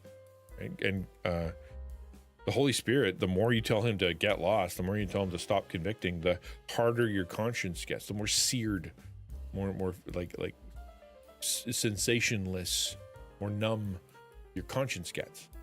And the thing is, as you tell God to get lost, and as your conscience gets more number, you start doing bad stuff that you don't even know is bad. You start making decisions that seem wise to you, seem godly to you, seem smart to you, seem like this is that God said that, but you don't recognize that you have actually seared your conscience so much. You have so thoroughly ignored God that you've now replaced his voice with your own, or with the enemy, or with, you know, something bad. And you don't know. That's true danger. That's true danger. You start attributing to God things that aren't him, because you can't hear the Holy Spirit anymore. You can't hear God anymore. Reminding me of people who may not want to go to church because they didn't feel good and because they were challenged, which I'd argue we need. I know I do, at least. Well, I know, yeah. I mean, I was a preacher for a really long time, and that was definitely one of the things, right? Is you had a choice between, what you said really got me, and I'm upset now because it's like you were reading my mail, and now I'm mad at you because you pointed some stuff out. Like, I didn't. I just read the mail. Here's what the mail says, and then you took it that way. Or, you got people who are like, well, you're not feeding me. You're not. I'm not coming to church anymore because you're not feeding me. I'm like, feeding you? I think what you mean is that I'm not placating you. right? Because the stuff that you're being given, the stuff that you've learned, the stuff that is there, you're not using, you're not doing. You're just fatter and fatter. I'm not entertaining you enough. That's not what you mean. Because the stuff that you've been given and the stuff over the last few years, all the stuff that I preached and all the stuff that I'm currently preaching, there's stuff there for you if you want it.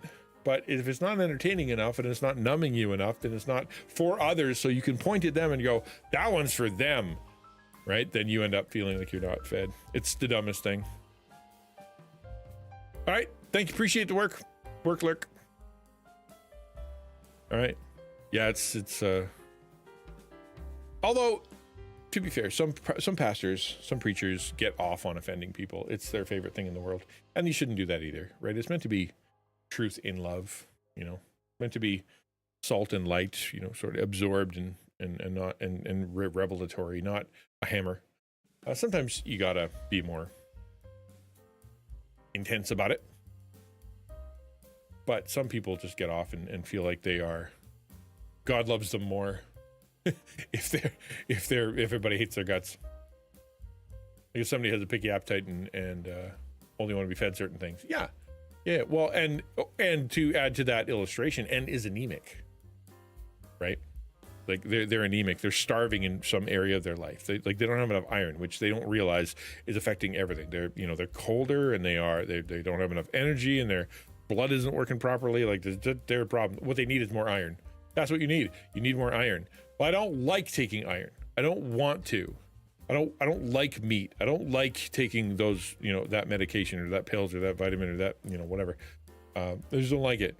I don't want to go get a shot for it either, right? I don't want that. Well, that's the solution, right? Like it or not, it's found in your spinach and meat and in a supplement. You have to, otherwise your blood won't work anymore. Well, I don't like that. And how dare you tell me that my blah, blah, blah, blah, blah, right? It's the same thing. You just kind of close yourself off. Or you do what most people do, and that's deflect and point, right? Yeah, but what about them? I mean, that person's overweight, right? They need to change all of their food. Like, what does that have to do with anything? We're talking about you and your iron. Anyway, I'm going to sit down.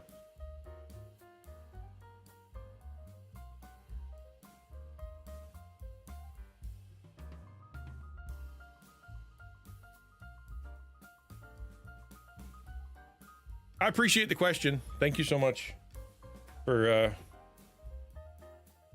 taking the time to ask. I'm gonna sit. Where am I here? A little off to the side. Oh, there. That's better. Camera got moved somehow. All right. Well, the plan is now we're going to, unless anybody else wants to bring something up, we're going to be jumping into a game called Assemble with Care, which is a vibe, but at the same time, kind of thematic to what we're talking about, in that apparently it's about sort of letting go of things and the transient nature of stuff and how you need to let go of stuff so that you can, move on with life, or God provides stuff, and if you die, all your stuff's gone. So you may as well get your heart right. May as well, figure out your salvation, because having stuff isn't going to help. What does Christian have to do with it? Do with what? Hello, Jeepbot. What does Christian have to do with what? Before I jump into a game, we have a question from the audience. Strawberry kiwi, Rogue, so freaking good, man. I don't care what your favorite flavor is, but they got something for you. Yeah, some of them aren't great, I'll admit. Not a huge fan of a few of them, but some are super tasty. Before, I want to let Jeet take a minute to explain the question. I just need to know what, I don't understand the question, so I want to make sure I respect that with an answer. What do you mean? Do with what?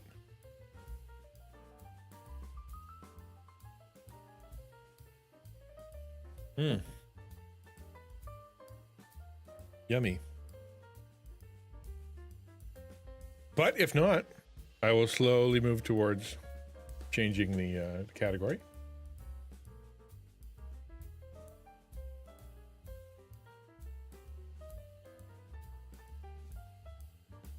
I missed some of the topic, but it was a great conversation. Oh yeah, thank you for coming. I appreciate it. How are you? Before I jump into this, how are you, man?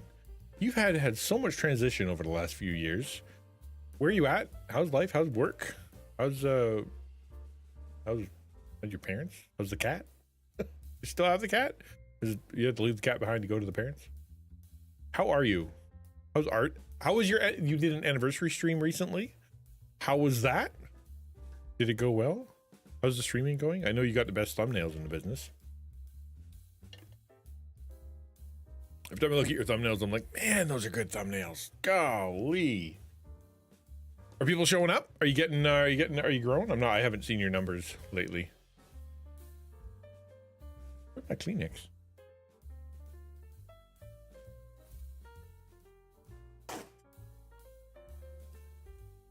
No cat?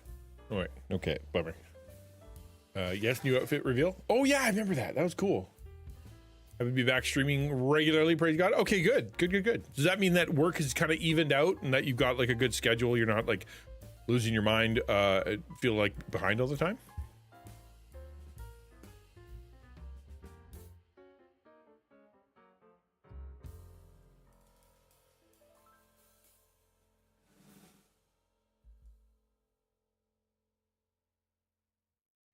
Focused on work, so not too much conversation. Oh, appreciate it. Thank you. God bless. I'm sorry. thanks for giving me the update. Appreciate that anyway. All right, let's launch. Since I don't think Jeetbot's getting back to me, let's launch the game and see what happens.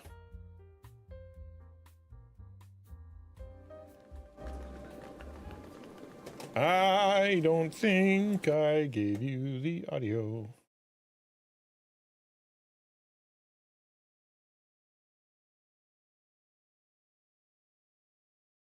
AWC? Oh, assemble with care. Yeah, probably it.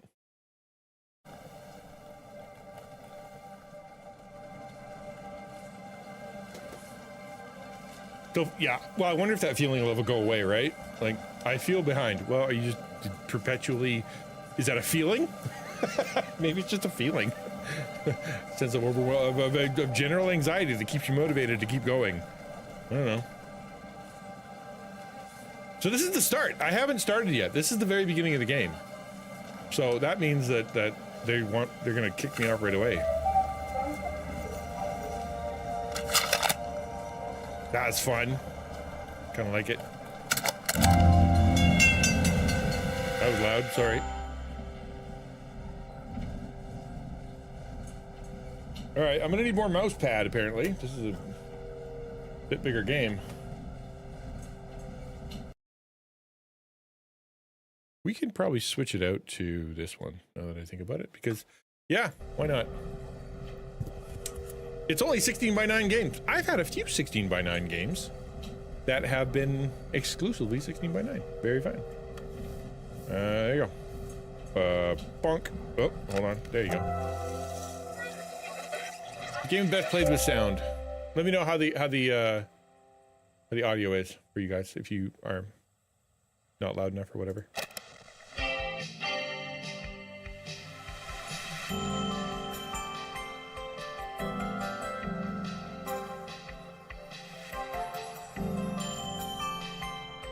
That is training montage music. That is when you go to the back of the Wendy's and they're going to tell you how to use the deep fryer. So you work at Wendy's. Welcome. After a year on the road, I thought I'd get tired of traveling. The endless clatter of railways, highways, and everything in between. Yep.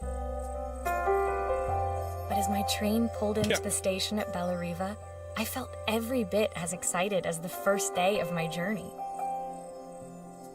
A whole year. It felt like a lifetime. The places I'd seen, the people I'd met, The burgers Of I'd course. flipped. the forgotten treasures I'd given a new lease of life along the way. I'm a restorer by trade. Bringing our most beloved possessions back to life is what I love to do. I'd been traveling for months, working my way from one town to the next, fixing everything from family heirlooms to VCRs. Is that a job? Traveling thing fixer? If it is, that's cool. All right, I will turn it down a smidgen. You get a chance, the in-game voice needs to be louder. Yeah, I haven't seen a meet more menu yet. Once we get there, yes, I agree. They do it in every game. Every game, the music is too loud. Every game. Bella Riva was my chance to take a break. Unfortunately, that would have to wait until after I'd unpacked. Bella Riva, beautiful remake, revival? Beautiful revival, which kind of is on the nose for what the game's about. Oh, the menu was the coffee.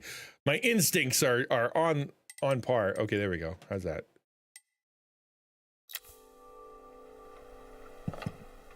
Okay, good.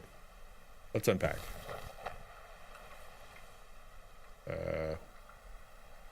Oh, man. Oh, there we go. I know how things work. Is it in 3D space? So can I right click? No, it's all left click. Scrunchie? Practical and stylish. Oh, I'm just plain old unpacking. All right. The tools of my trade. No hope of restoring things without these. My parents took this after I made my first repair. Seems like a lifetime ago. Is it still too loud? Balance isn't quite right, is it? Turn the music down. I usually have to turn it down to almost 50 for it to fit properly.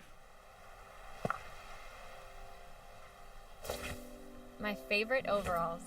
These will never go out of style. Looking forward to taking more close-ups of my fingers with this. I'll hand these out once I'm settled in.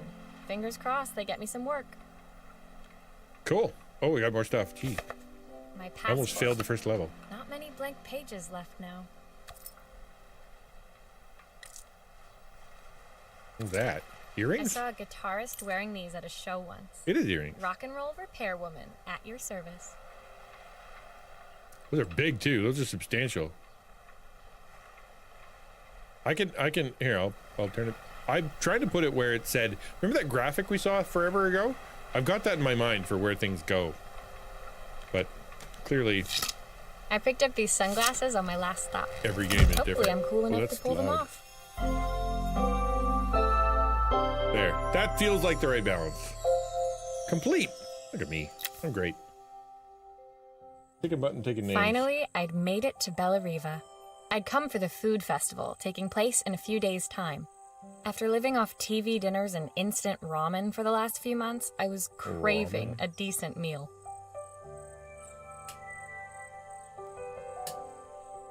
Oh, it looks like guitar picks. Yes. They were huge though. Like my passport's like this, which means those are like almost half the size of a passport. Those are big. You can learn how to deep fry. Of course, It all I'd need comes to earn around. enough money to pay for it, so I figured I'd head out the next day and find some work. Sounds like a cool job. My parents never wanted me to go. They wanted me to stay in their shop and have a simple, stationary life. I knew there was a world out there, beyond the four walls of our antique store, that I had to be a part of. I daydreamed constantly about the weird and wonderful places each of our antiques came from. I loved figuring out their stories, revealing the memories hidden beneath the screws and wires. My story in Bella Riva began with a little girl and a voice she was longing to hear. All right. Sorry. Level 1. Oh, level 2. Lullaby. It was my first morning in Bella Riva, and I couldn't wait to leave my hotel and explore. It was a quiet town. Not staying in a with hostel. Streets and alleyways basking peacefully in the hot morning sun. So if she's in a hotel, that means that she's doing all right. In the main square, meanwhile, preparations were underway for the festival in a few days' time.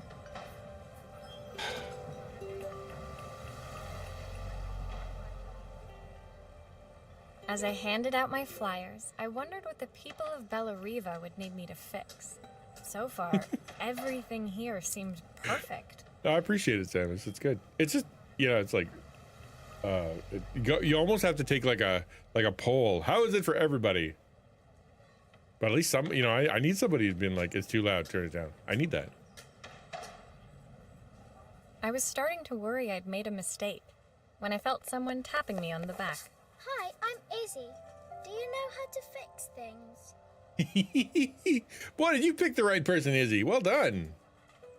It was a little girl, maybe 7 years old, who must have gotten hold of one of my flyers. Oh, okay, that makes She more sense. rummaged around in her backpack until she hauled out a battered red cassette deck. My tape is broken and I can't make it work anymore. I tried to fix it myself, but there's this metal thing in the way. Can you try? Abso-freaking-lutely. Okay, all right. First things first, we're gonna fix that. I know how to do. I know how we do. Why did you do that? Tape? What is tape? This is tape. How did you do that? I didn't see. Well, too bad, kiddo. Wow. Oh, that's fun. I'd like to put you away now. Okay, there we go. All right, let's bring this thing out. Probably got to give it a flip. Okay. How do I flip you over? We click. Oh, click on the side. Oh, that's hard to do. All right, neat. Whoa, calm down.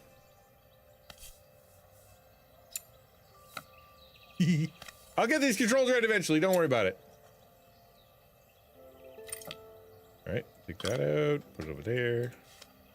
Aha! Those batteries look like they need replacing. Luckily, I have some spares. Carry your own batteries? Aren't you a nice person?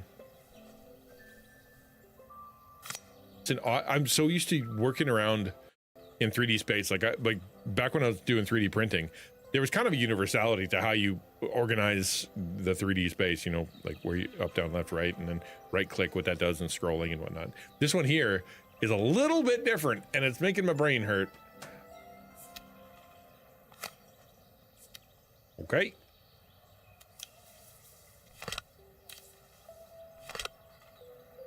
I think, is that it? That all I needed to do?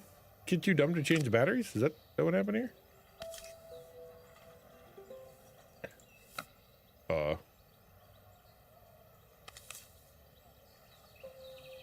Oh, the screw. Hold on. No. What? Oh, there. Screws up in the cup. All right. I forgot about that. You got to do. Flip it over. Woo! Eject. Put in the tape. Close it. Push play. Push record over. Will you dream a dream for me? If I sit by your side and hold you so tight. No. Thank you. That's all I need. When it finished, Izzy picked up the tape deck and tucked it carefully into her backpack. Yeah, I have a different parenting style than Shepard does. I believe hers is called being kind. All right. Thanks, Maria. You're the best person at fixing things ever. No problem. Who was that singing? They're very good. It's my mum. She's not here anymore. Izzy trailed off. It was the kind of silence a cassette tape would never be enough to fill. When Izzy's friends called for her, she dug deep into her pockets, looking for something to pay me with. Eventually, she produced a grand total of a stick of gum, 3 mismatched buttons, and a yo-yo. Take the yo-yo. I usually preferred a check, but Izzy looked so serious, I wrote out a full receipt. She seemed like a happy kid, but beneath it all, her life had been shattered. Minor criticism is that the voice and the intelligence level of the kid and what they have in their pocket. This looks like an 11-year-old. You know what I mean? If this was more like a 3-year-old, I'd be on board. New PC next stream as of the full-time computer nerd. Curious and excited. Yeah. Yes. New PC should be. I mean, I make big promises, but that is the plan. I've got a new PC sitting in a box upstairs. It's pre-made. All I got to do is slam my 3060 into it and then fire that bad boy up, install OBS, and then cry for like an hour, just an hour, because OBS is wrong and broken all the time. And then after that, should be fine. I'm not doing anything else to it. All it needs is NVIDIA app and OBS. That's its job. A part I wouldn't be able to fix. But I can't brag about the specs at all, because honestly, it's just the minimum I need to stream and be able to run Windows 11 and not be completely in trouble. My first repair complete, I spent the rest of the day doing small jobs in and around the square. It's also my first AMD processor. Never had one before. Always an Intel boy. In fact, I actually said to the sales guy, I'm like, okay, one of the reasons I didn't want to get this, or, you know, really considering not getting it, is because it's Ryzen. Like, am I old and just thinking that AMD doesn't work with OBS? And he looks at me like I'm just the oldest man ever. And he's like, yes, that is old people thinking. And I was a streamer and it's fine. And I'm like, okay.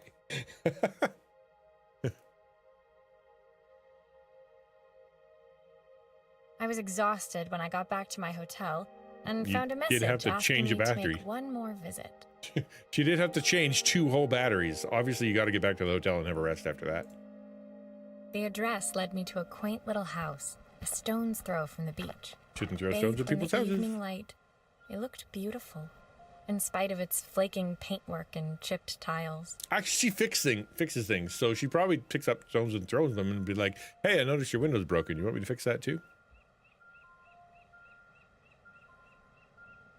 That's right. Exactly. I knew exactly how to do that. The front door was opened by a harried-looking man, still dressed from a long day at the office. Are you Maria? My name's Joseph. I'm Isabel's father. Hello. I'm so sorry she bothered you this morning. Please, come in. I'd like to settle up properly. On the mantelpiece, I saw the remains of a broken statue. Without thinking, I picked up a fragment. I have no personal boundaries. Ah, my father's statue. What's left of it, at least. Yet another way I'd have disappointed him. Oh my word, these poor people. When I was in college, Android Studio didn't work properly at AMD's, so they fixed it a few years. Yeah, well, that's what I'm thinking. Like, my brain is still back in like a long time ago, 2001 or something. This is the man who should have changed your batteries, right? What the heck? In fact, AMD is so far ahead of Intel now, means that they've been able to build up myself a fairly new PC recently using Intel parts that were stupidly cheap because everyone and their brother is switching to AMD. It definitely is weird what you're seeing NVIDIA do and what and Intel do and Windows do. It's like they had a little meeting and are like, how do we shoot ourselves in the foot? Just collectively, right? How do we do that? And Microsoft was like, well, what if we just made everybody in the world mad and then made them all buy new PCs or else, and then we take Xbox and we just ruin it? What if we just ruin Xbox? Like, they're just the worst. And the Intel is like, what if we change everything? Change all of our names so nobody understands what the heck we make anymore. And we're just gonna make it so that, sometimes they just either light on fire or they just are, just brick whole systems. Whatever to that. And then NVIDIA, we're going to put everything into AI. And then when it comes around to doing the video game stuff for actual consumers, we're going to make our flagship stuff break, not work, not have good drivers, not, you know, basically unusable for months, and then occasionally melt. Come on. I have a 600K. That was all $40. Dude. Yeah, it's a killer deal. I think I got a 7K. I don't know what I got in here. But yeah, dude, totally. What do I have? Nope. Nope, I did that wrong. That is the wrong thing. What do I have in here?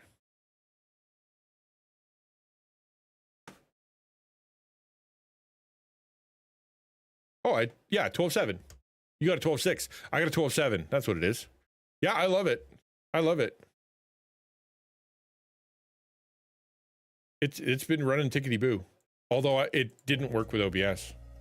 Like my first solution to switching to not having to get a streaming computer was, you know, I'll just run it all off of my beast here. It'll be fine. As soon as I installed OBS on it, it was just destroyed. It didn't work at all. I don't know how people do it. So now I have my streaming PC just dedicated, gonna run all the stuff, and it should be happy. It'll be happy, right? Happy forever and no problems from now on. That's how it works, isn't it? It survived 100 years in this family. But 5 minutes with Isabel, and do you think you can salvage it? Unknowable chaos. Right? I saw somebody talking about Cthulhu, how you can't draw Cthulhu because the description in, you know, from the author, I always think it's Oswald Chambers, or Sanders, whatever his name is. He just described what it didn't look like, apparently, in the book. All right. Will you be able to see the glue afterwards? I don't want people seeing the cracks. I know. Watching people's cracks is definitely bad. Okay. Where's your butt, sir? That looks suspiciously like, oh, it's an arm. Okay. This is the arm. Ta-da! Is this glue really strong enough to hold everything together? No. Please back off, sir. Can you just go to the other room and make me a tea? Jeepers.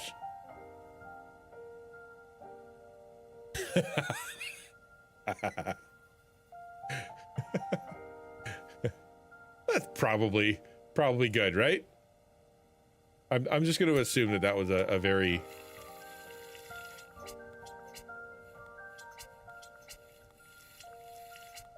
standard Klingon response. Oops, beyond silly. Oh no, barely system. Nailed it.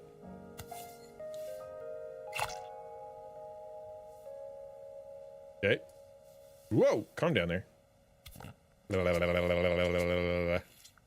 When I use glue, I don't mess around.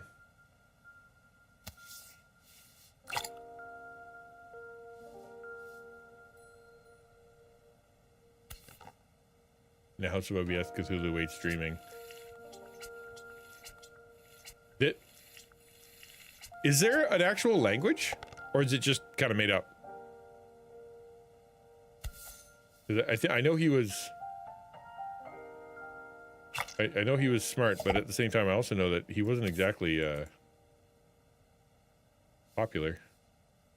Wasn't he the one that he had to eat all of his success, or he lived off of his wife, his ex-wife, paid all his bills?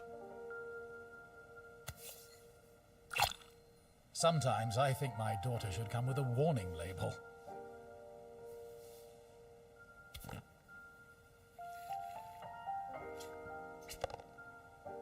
His butt's in the cup. Yeah, I noticed that. There we go.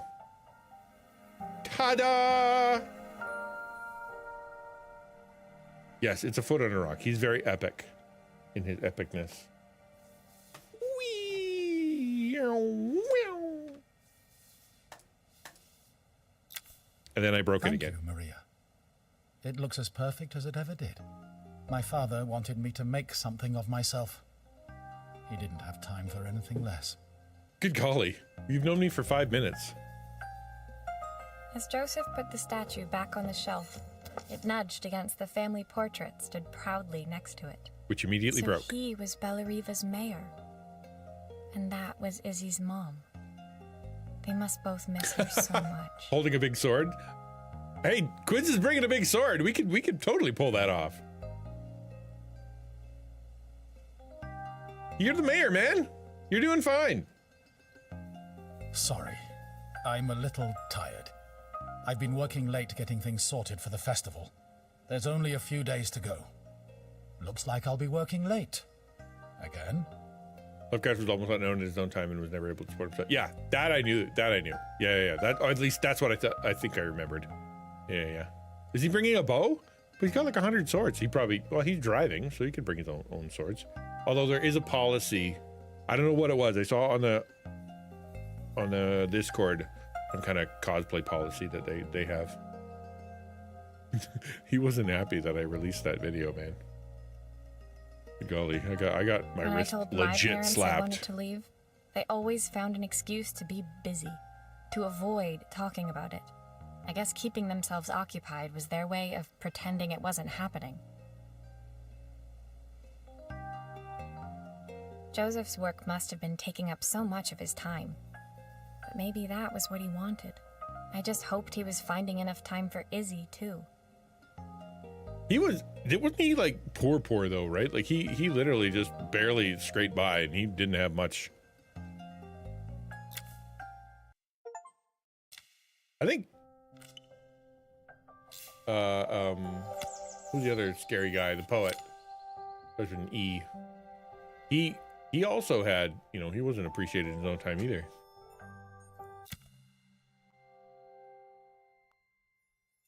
My second day in Bright. Bellariva dawned bright and clear. Another beautiful sunny morning. Walking into town, I passed cafes overflowing with customers cradling their morning coffees.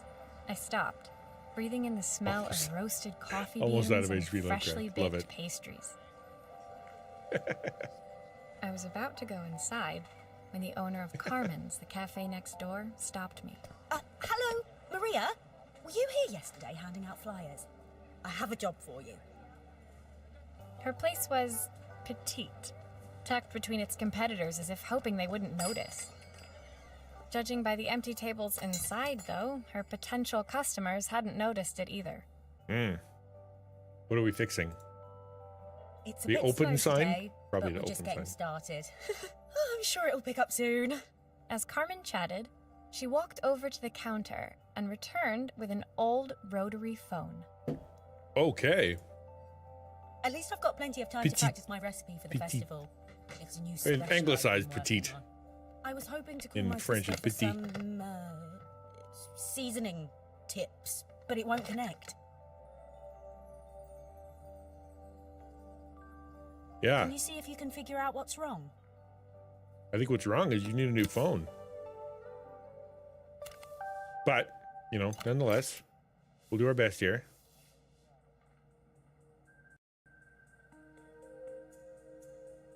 Petite? No, it's petite.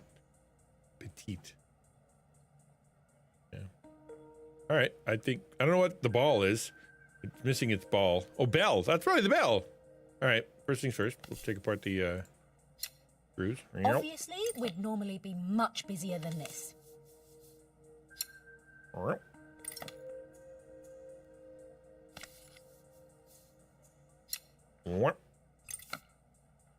I get to I click here and then I drag my mouse across the table. And it's kind of fun. That is a fun mechanic. All right. We're just gonna remove that. Oh! Okay. You can fix it, can't you? I don't know. Can't afford to replace it. I think you need to go. Oh, okay, I've completely broken this thing. I'm sorry.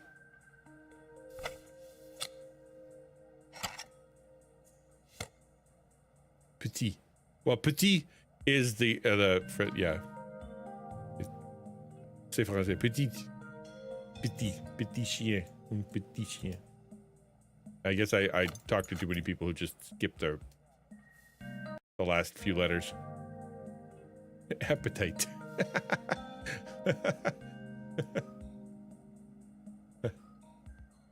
Appetit.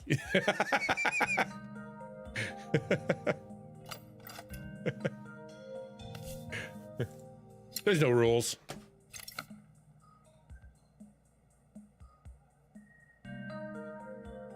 Appetit. That's, yeah, actually, yeah. Although I would say appetit, but I'm bad at French, so don't listen to me.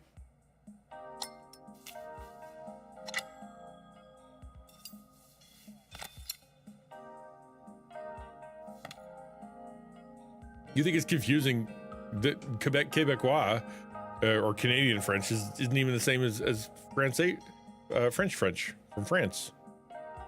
I bet I'd take this off.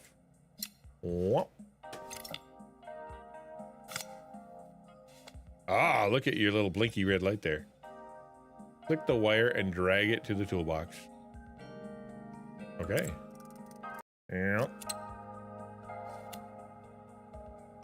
Yeah, Mexican Spanish not the same as Spain Spanish. Yeah, exactly. I mean, I've a friend from Wales, and he's like, even in London, like the city, you go a few blocks and English is changed. Like it's a completely different dialect. Crazy over there.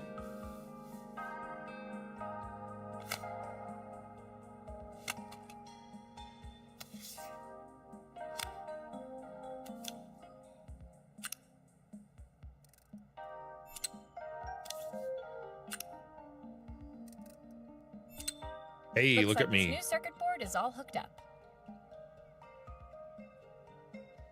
Appetit. See, I'm right. I occasionally am right. I only know French from cereal boxes and things that are sold at the grocery store. I think I can put the lid back on now. And then unscrew. And There's still then a part I need to attach. Where does it go? the butt. Does it go in the butt? Oh, wait, hold on. Did I mess up? No. Move it over. Whoop, okay. Screw.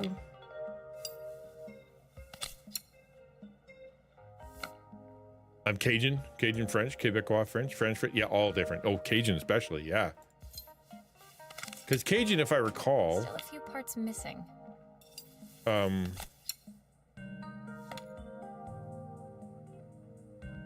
Because of the war that I can't remember the name of.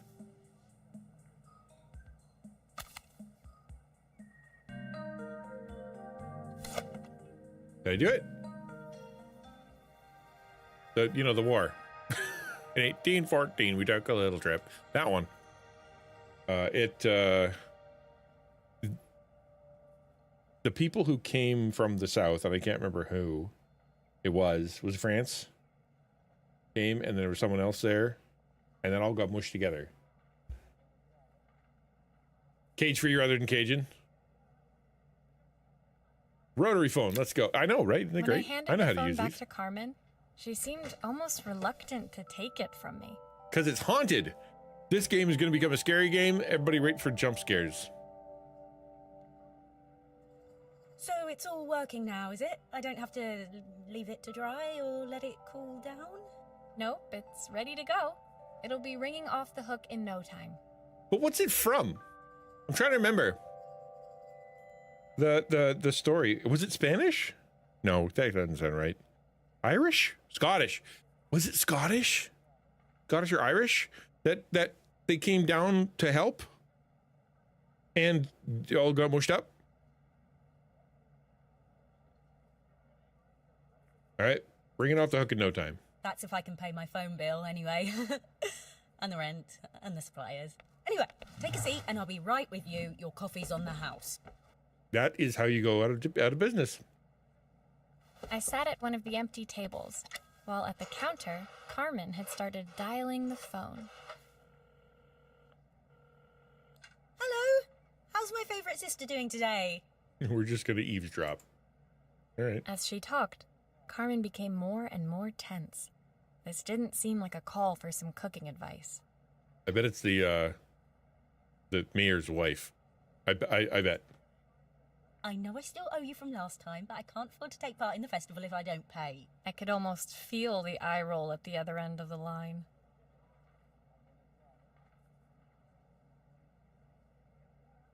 You don't need to be here, though. Can't you just put the check in the post? Drum llama activating, right? I don't want to get swept up in this. I'm just here to fix stuff, man, not relationships. When the call ended, Carmen brought me my coffee, her hands trembling. The coffee spilled Sorry all over about me. that. I sued her My for the sister's last penny. decided to fly in for a visit. Oh, God, I have to get ready. Actually, I might have another job for you. Can you come by tomorrow? Sure, I'll go drop the $240 for my hotel so I can come back and fix your phone for a cup of coffee. I'm great at business. The next day, I'd promised Carmen I'd return to help her get the cafe ready for her sister's arrival. I was about to set out when I received an unexpected call from my hotel's reception desk. Ma'am, Apparently, another guest had asked for me by name. your credit card has bounced. We're going to need you to leave. Curious, I took the creaking elevator up to the top floor and made my way to the room number they'd given. I knocked. And was murdered because this is a terrible idea. Are you here about the camera? It's about time. The woman in front of me was immaculate. Not a hair out of place or a crease to be seen. My sister tells me you know how to fix things. A lot of people have I'd rubber usually credit go to cards. an expert, of course, but in this town... Travel the world and fix people. I mean, things. So this was Carmen's sister? Missionary. The two of them couldn't have been more different. You can do both. Inside her room, I saw a beautiful reflex camera. Any professional photographer's dream. The viewfinder is completely dark. I can't see anything through it at all. I assume you can figure out what's wrong. So I took off the lens cap and handed it back and went, "You're dumb." Oh, I got instructions. Okay. Let's remove some stuff. First things first. Everything gets removed. Take it all apart. Forget where it went. Oh, okay.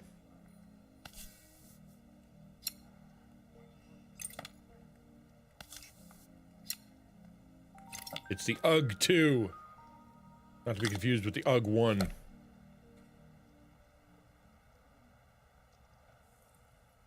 Whoa!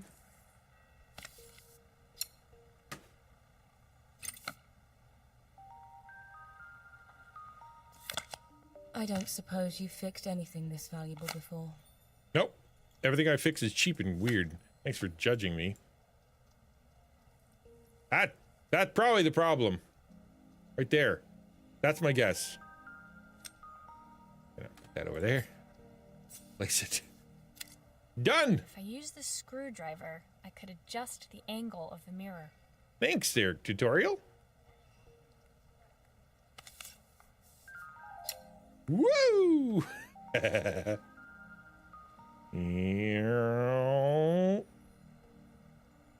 Oh, right there. Yeah, that's right. Oh. There. Perfect. Nailed now it. the viewfinder should be working. 10 out of 10. Gotta put it back together. I didn't mean to pick up that piece anyway.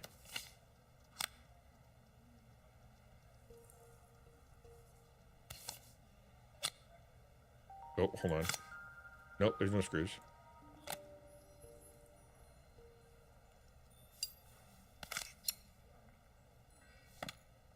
Okay, and then screw. Yep, I feel like I have a leftover screw. Do I? Oh, okay, hold on. Maybe it's the top one. Okay, we're good.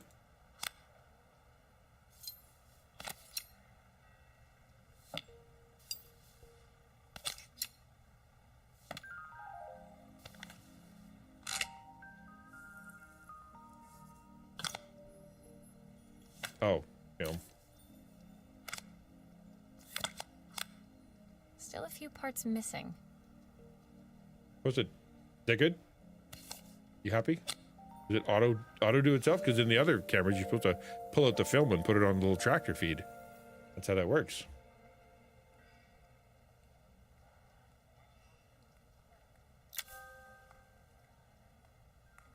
I felt a pang of envy as I handed the camera to Helena. So I threw it at her. Disposable to shame. Stomped out angrily. I picked it up on my first trip to Paris. It's a 1958 limited edition, the first of its kind. It cost me 3 months' salary, but it was worth it. Back then, that was worth almost $45. I had no idea what 3 months' salary meant to Helena, but I was pretty sure it was more than I could afford. It was strange, really, that we were even staying in the same hotel. I'd picked this place because it was cheap and cheerful, but surely she could afford somewhere better? She took some test shots, fiddling with the camera settings until she was absolutely satisfied. This work is immaculate. At least there's one person in this town who knows what they're doing. All I did was change the mirror. It wasn't even that hard. Sending you to me might be the first thing Carmen's actually gotten right. I wondered why Helena had bothered coming if she thought so little of her sister. You're so mean. I hear nothing from her for weeks, and then when she finally does call me, all she wants is money. If she thinks I'm lending her another penny, she'll have to convince me it's not a total waste of time. Well, she gave me a free coffee, and her business is failing. Don't give her any money. That's my I don't think you should. That didn't sound good. If Hurricane Helena was about to hit, I hoped Carmen was ready. At the end of this is me solving a murder-suicide from two sisters. Yes, the old story about Ford, right? Where the Ford factory or whatever was broken and it wasn't working, and so they sent a guy over and he changed like one part. And telling the story badly. And he left, he sent a bill for $10,001. And he's like, and Ford's like, I'm not paying this. You only changed one thing. And he's like, well, it's $1 for the changing and $10,000 for knowing what to change. Right? You understand the concept of it. No, I'm waiting for the shoe to drop, man. Bellariva by the time I reached Carmen's cafe. From the outside, it looked as quiet as ever, but inside, I found Carmen cleaning like her life depended on it. Wish it did. Maria! Oh, don't mind all of this. If Helena finds one speck of dust in here, I'll never hear the end of it. Look how nervous she looks, man. That's rough. Carmen seemed pleased to see me, but I sensed the fidgeting tension beneath each sweep of her mop. Trying to live up to the standards of someone like Helena seemed like an impossible task. I hope you don't mind fixing the camera for her. She was furious when it broke. I really need this to go well. If she doesn't lend me the money, I don't know how long I can keep this place going. Agreed. Yeah. If you could have fixed it yourself, then fix it yourself. That's, go ahead.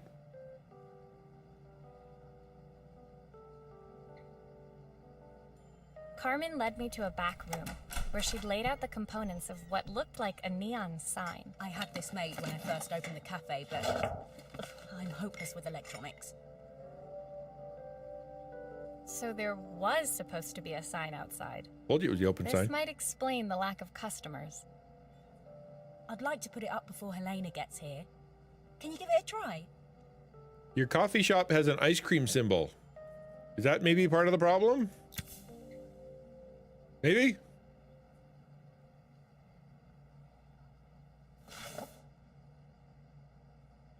All right. Well, start by taking it apart.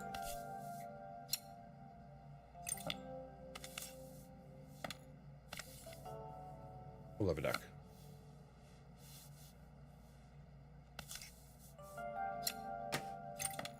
Okay, move. Well, that seems fine. This goes here. What? It does, though.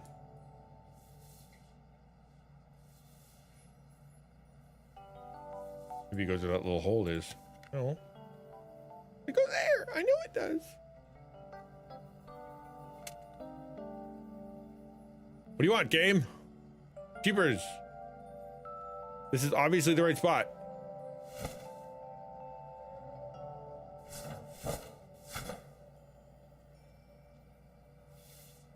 That's definitely not it. I don't think the game knows how to fix this thing.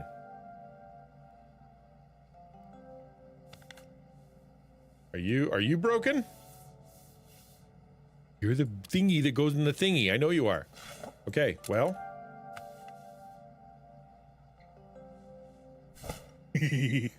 What am I doing wrong? Do I need to remove this thing? All right, we'll take it apart. Is that what you want? No. But the sign goes on the front though. What the heck?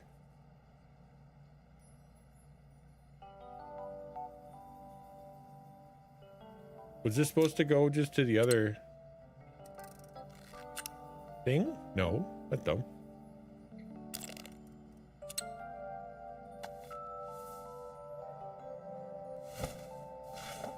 What am I doing wrong? I don't get it. It obviously doesn't want that there. Okay, fine. I won't put it there. Do you want me to put the stuff on the other side? Because I will. There you go. That's what you want. Not the order I would have done things. But, you know, you're the game. I'm not. Still not happy. Really? Oops.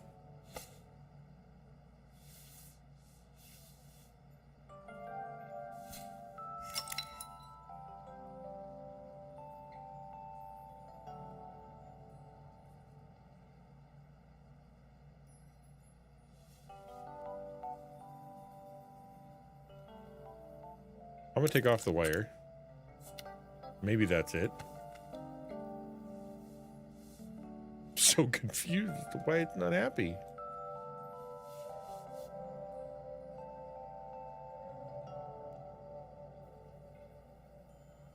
Glue.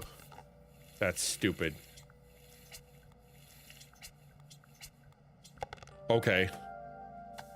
That is not. Whatever. Maybe it's just really cheap.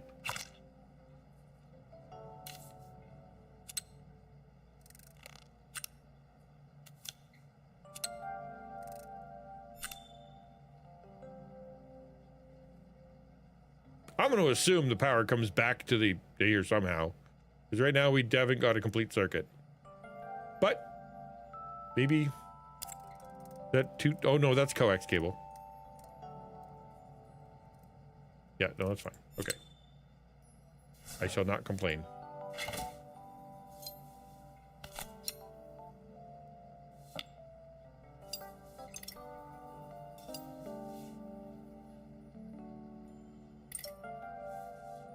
You should be more intuitive, game.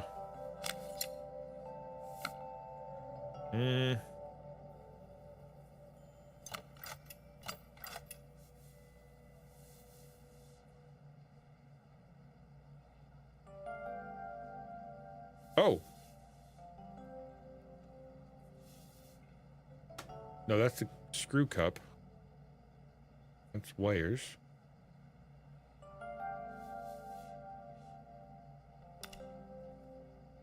Ta-da!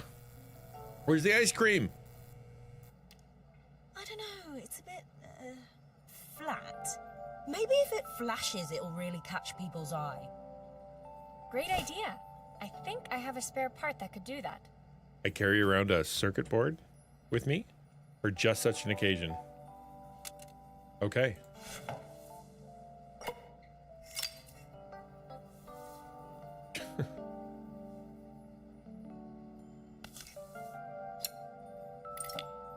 I mean, okay, fair, whatever.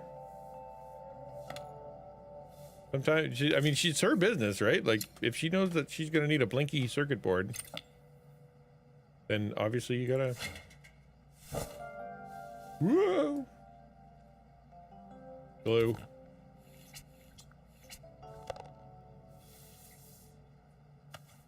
Circuit board. And now we gotta do a little bit of a electrical. So that means this goes here. And then this goes here. I can electrical things. I took electrical engineering, I think. Ah, fiddle! No!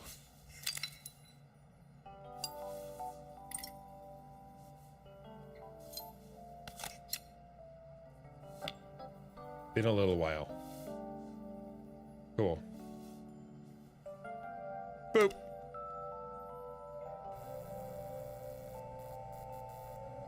Ta-da! I don't like that as much.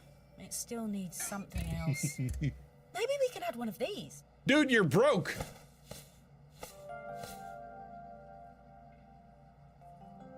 Okay, this is gonna be $100. I'm gonna charge her $100 for this. Better not try to pay me off in like a coffee and a pastry. Stop doing that, game. Why didn't you have a coffee cup? I know, right? I think she might be just really bad at business. No. Stop trying to be intuitive.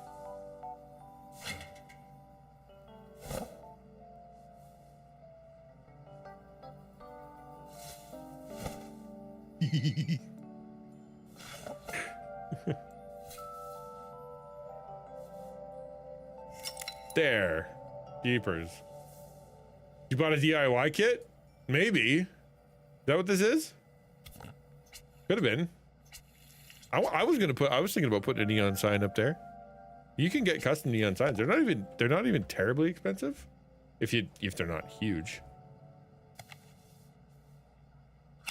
Glue. All right. Probably this, and then probably this. That. You happy? Oh, I forgot to put the thing in. Oops. I think the whole thing is supposed to light. Thank you, Captain Obvious. Ice cream, drinks, or pizza? I mean, in the picture it was ice cream. Let's just assume she has gelato.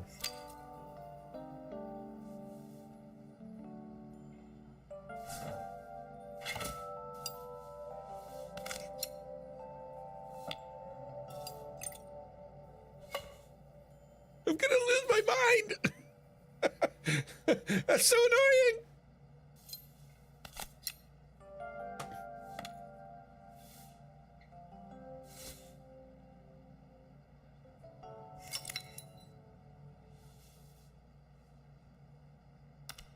How'd you do? Happy? It works. I'll screw everything together again and you'll be set.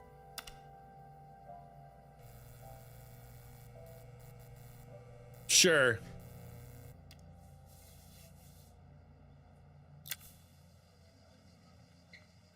The sign fixed, we headed outside and mounted it carefully over the cafe door. It definitely lights up the mood. It definitely does. Even though it was making me crazy. Like, stop removing that piece, for crying out loud. Oh, that's perfect, Maria. It looks just how I imagined it. When I had this sign made, it all seemed so simple. Oh, I can't believe I might have to give it all up. I hope I've done enough. What did you do? You put up a sign and called your sister. The smile froze on her face as she spotted something over my shoulder. I turned to see.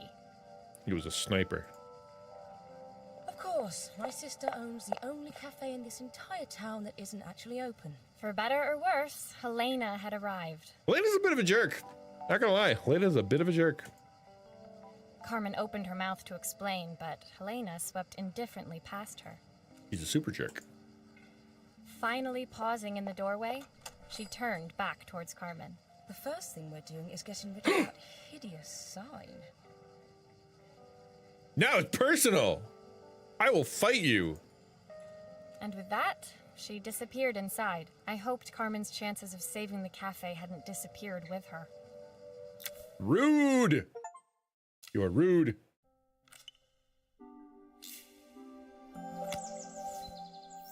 All right. Right? It was the day before the festival, and the whole town was busy getting ready. I had more work than I knew what to do with.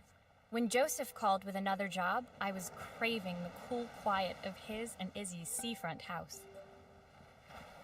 I'd barely reached their front door when I heard someone calling me. Psst, Maria, I need your help. Quickly, it's top secret. It was Izzy, peeking out from the side of the house. She beckoned for me to follow her. She led me through to a beautiful, unruly garden overflowing with flowers of every color. Nestled among them was a playhouse, its doorway almost completely obscured by a towering rose bush. In a shrine. You have to squeeze past it and breathe in real small, like this. Izzy took in a big gulp of air and crawled through the gap and into the playhouse. Yeah, I wouldn't be invited. I'm glad that Maria's a lot smaller than me. I hadn't planned on crawling in the dirt today, but the life of a repairwoman never did run smooth. On the table inside, there was an electronic toy. Not exactly the usual stock in my parents' antique shop. I had an accident. I didn't do it on purpose or anything, but it won't turn on anymore. Can you fix it for me? Sure, no problem. It's out in the playhouse behind us because her dad said she's not allowed to play video games. What game are we playing? Pop and Play Forest Adventure. All right. That's acceptable. Wow, that's a really messed up thing. What did you do, kid? Forest Adventure is an intense game. Well, I think battery's fine. They're not going to let me replace the battery. But there's not any screws in it. All right, first things first. We got to remove the button. Yeah, she had to. I mean, that is serious damage. Okay, what are you? Are you an entire circuit board? Hold on.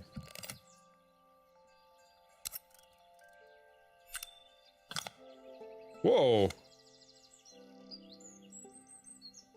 Okay. I can see your problem here. I think it might be the fire that erupted on the inside of this entire little gizmo here.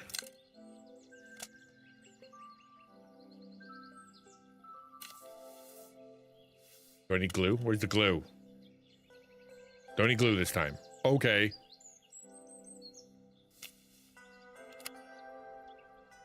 The other music chip? I guess I need to remove this other music chip. Okay.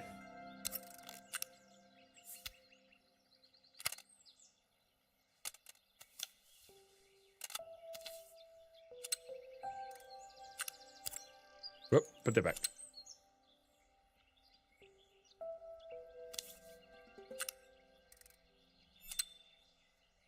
And we have a couple things. Game Boy cartridge, looks like Game Boy Advance SP. Dual screen that folds like that. Colored and styled with like a Game & Watch. Yeah, very much, right? This thing is not in color, for sure. All right. Oh, we got to get rid of the screen, which means I got to take apart the whole thing. Dagnabbit.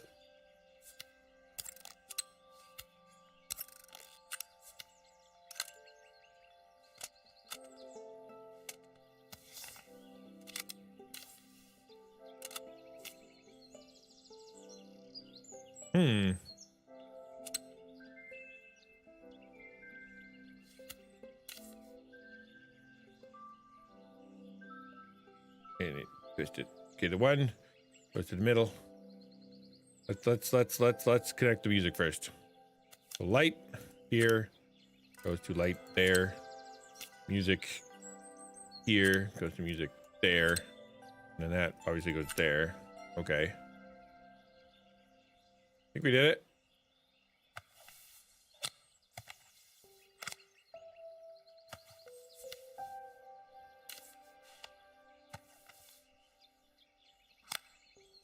That Nintendo. Yeah, that's what I'm thinking too. This thing got thrown. Yeah. Although that is some rage quit. That is some rage quit is what I see there for sure. Oh, wait a sec. Hold on. Yep. There it is. That is A button mash. Oh, I didn't fix the A button. Ah, man.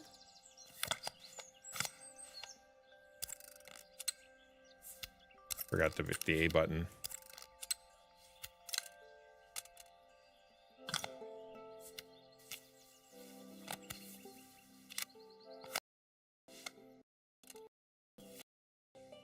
Hey, it's good. Hello! It's raining mangoes. It's raining mangoes. It's raining men, but it's raining mangoes. That's pretty good.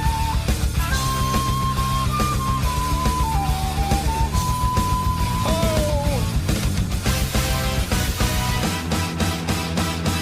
Good to see you. 20,000 followers? Okie Dinah, you really did go viral, didn't you? Good for you. How was that for the alert system? Did it just go off for like 3 days?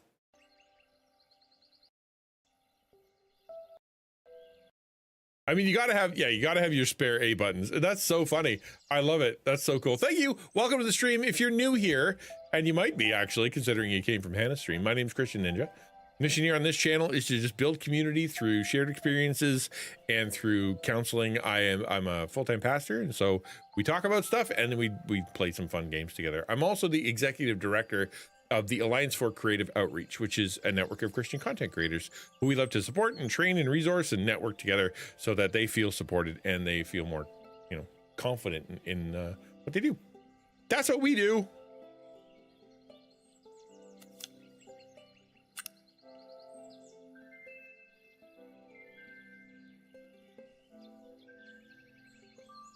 Muzak goes to 2. Stardew, no work on stream.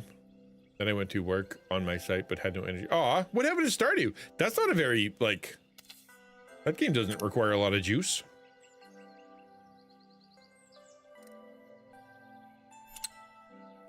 Bummer. You really do need a new computer. You can't run Stardew. Okay, there's that. Well, I've made it so that it is the least efficient game of all time. So that's something. Do grown-ups play games as well? Nope. We stopped playing video games as soon as we turn 16, and then we immediately go straight to work and never think of fun ever again. I'm sorry. How old are you again? Try to enjoy this.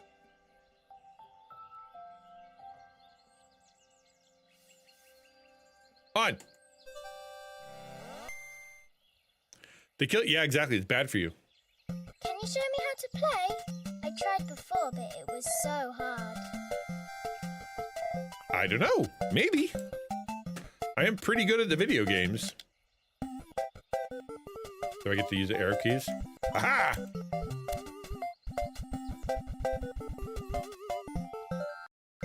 It's Pokemon. She did rage quit.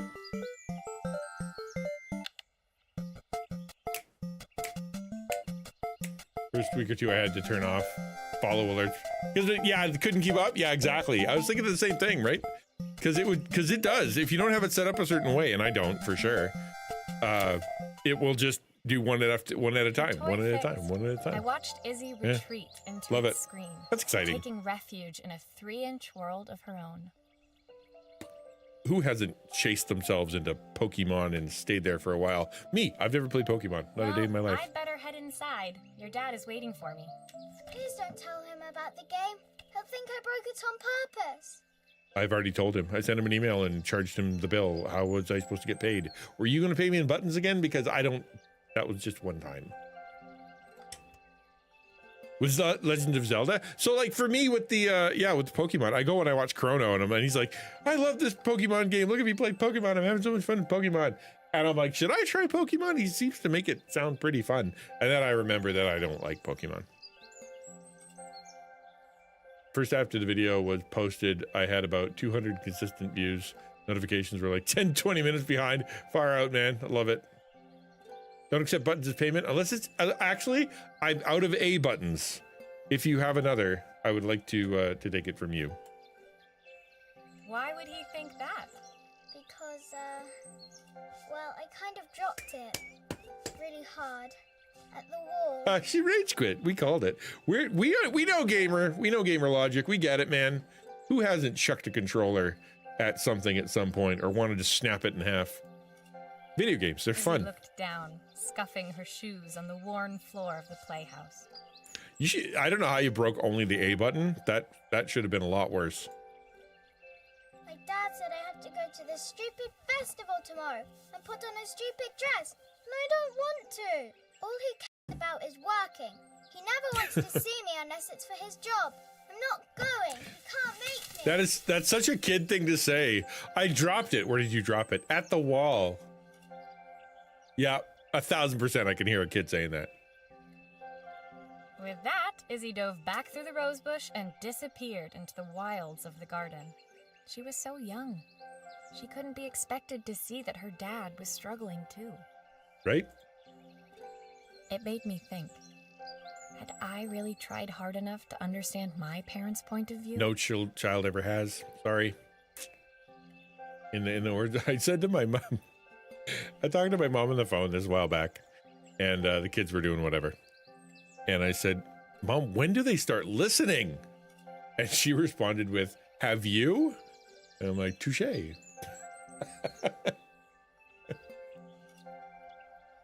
To paraphrase Dorothy Parker, I think this is not a game to put down lightly. This is a game to hurl against the wall with great force.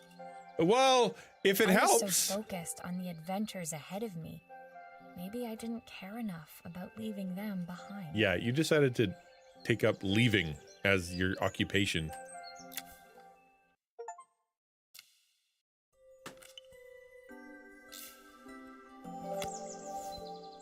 Yeah, I can fix watches too. Hey, I must be pretty talented. Leaving Izzy hiding in the garden, I walked around to the front of the house and rang the doorbell. Hey, I need some money. Your kid broke your game and all that.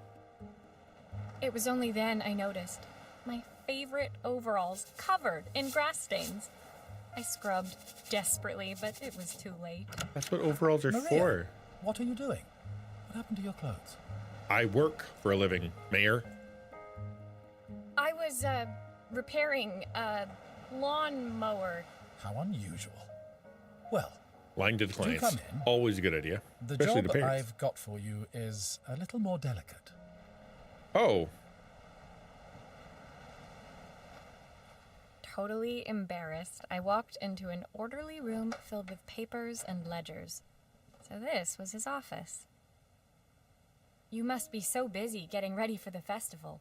Are you looking forward to it? Of course. It's traditional for the mayor to judge food from every cafe and restaurant in town. and you're complaining about being mayor? Come on, man. I'll be declaring the best chef in Bella Riva by this time tomorrow. Speaking of which, I wonder Unclipped who's the gonna watch win. from his wrist and very carefully handed it to me. I feel like there's somebody who's really good I'll at have baking, a tight schedule to but follow, not so good at but my business. watch stopped working a while ago. Could you see if you can make it tick again? And her sister is really good at business, but not so good at baking. And her sister will discover through the event that she really does have talent, but because she needs help. And then they will get together and everything will be happy forever and ever.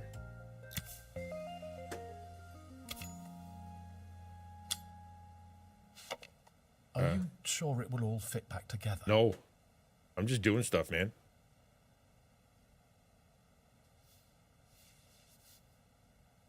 Go over here. That's what I want. Is that how that is how life works? All right. Apparently there's a screw. Oh, teeny tiny itty bitty little watch screws. Okay. Meow. Meow. I'm gonna lose all these pieces. It's a good thing Maria keeps track of the pieces for me, because I would drop them on the floor.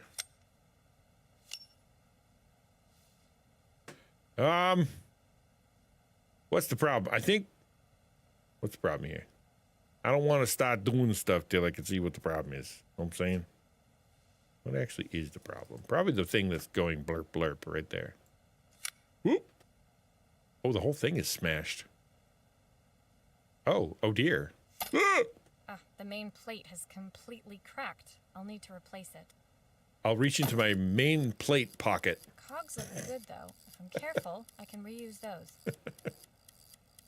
All right, I know how I saw how it was put together. This was the next one. No, it wasn't. This was the next one. All right, nope. What? Can't put that on there. Am I supposed to take off the... Hold on, I'll put this away. I can't put this away. Take this, put there, take off the thing. That's what it wants. Okay.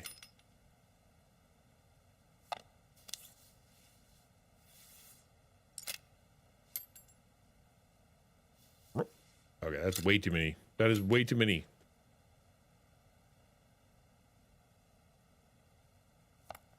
I love Pokemon, but it's not for everyone. I'm one of the I'm not one for FPS games, for example. But I've grown to appreciate some games by playing them, especially with others.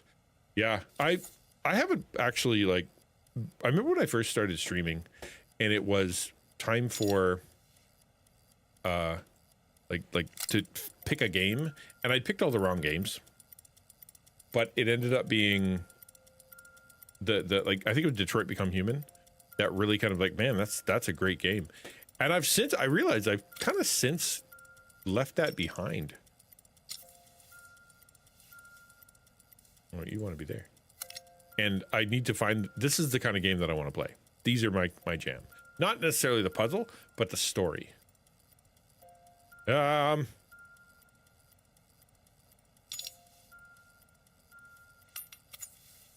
What?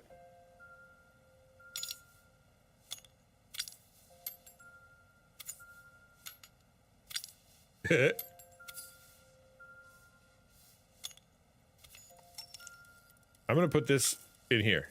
Yeah. And I'm gonna put this. Did that not go there? Here? And that there? Did you have a red herring piece? You did not.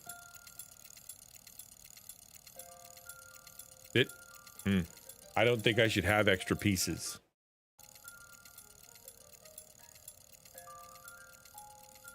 Aha!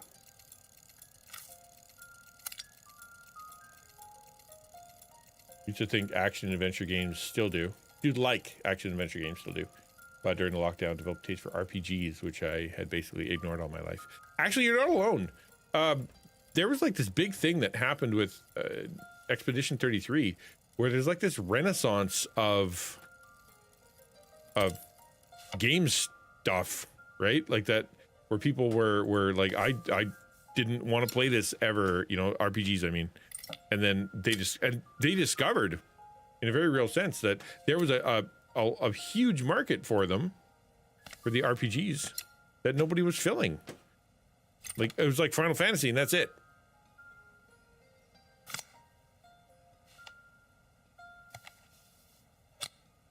I've not gone a day without this watch since my wife gave it to me.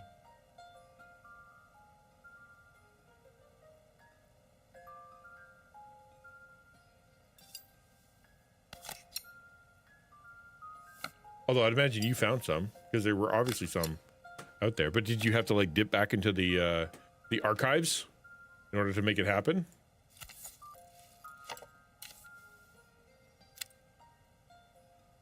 I cared about D&D and stuff like that when I was a teenager. Played Final Fantasy VII, really enjoyed it. Yeah, was that the what? Yeah, reaching back, it seems to be the only way. But I do want to try Expedition 33. It sounds like it could be a really like, people are like, this game has some of the best story of any game they've ever played their entire life, kind of thing. And I'm like, oh wow, that's high praise, you know. I think I heard someone say the first hour is more compelling than most games for their entire playthrough.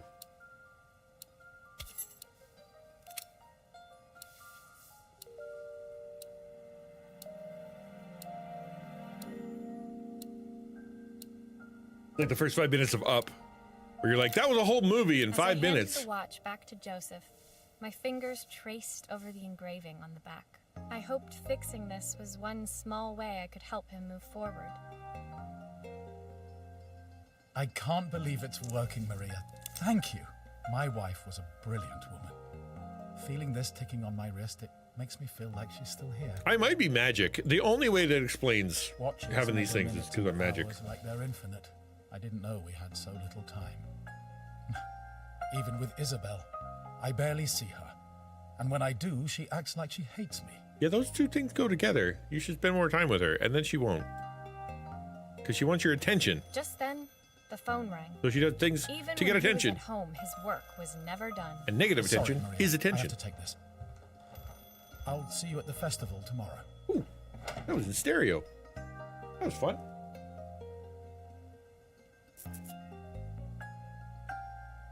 As I left, I turned and saw him pacing the floor of his office, his watch glinting in the afternoon sun. I hoped its quiet ticking would at least bring him some peace during the busy days to come. Confession, I don't like ticking clocks. I don't like them at all. I've been in people's homes and like slept over or whatever and took the batteries out of the clock because it was ticking. That's how much I don't like it.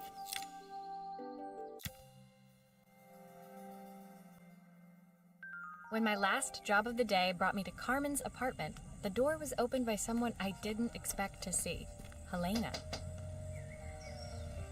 Sorry for inflicting this mess on you. Ticking clocks tick me off. Yeah, they do. Buy, apparently. They get under my skin.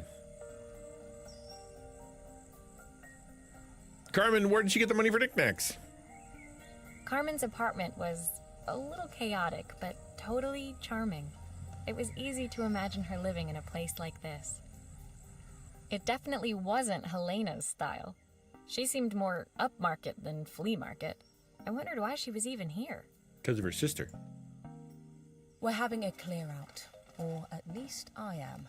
Carmen's not helping, as usual. You're throwing out her stuff without her being here? Tomorrow. Maybe don't. I'm selling some of these things to make her some money. That sounds like a terrible idea. She says she has nothing when there's all this stuff right under her nose. Helena stepped delicately past the items on the floor and reached down to pick up one from the pile. Look at this slide projector. Our parents treasured it, but Carmen treats it like a piece of junk. Ooh, you're Can you upset. take a look? She was gritting her teeth. You could hear it in her voice. My parents have a clock over the piano. They've changed the mechanics. It used to tick unevenly. Drove me crazy when I was trying to practice piano, and it didn't help that it was already de facto metronome.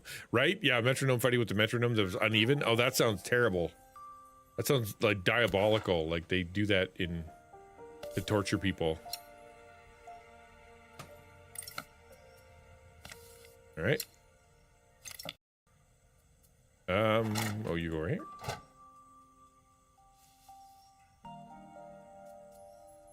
Warning, electricity. I know how to words. That found it. Okay. Let's take that out. That light bulb is completely smashed. Okay, I'll need to redirect the light to the lens at the top for the projector to Probably a mirror, I would think. So let's yeah.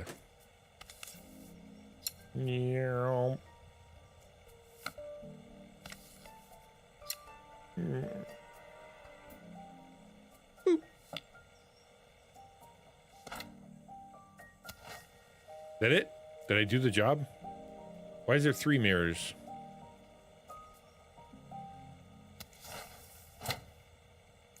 That was... I don't see the other pieces. I think I'm good. That was an easy repair. I feel like I didn't deserve this one. This was too easy.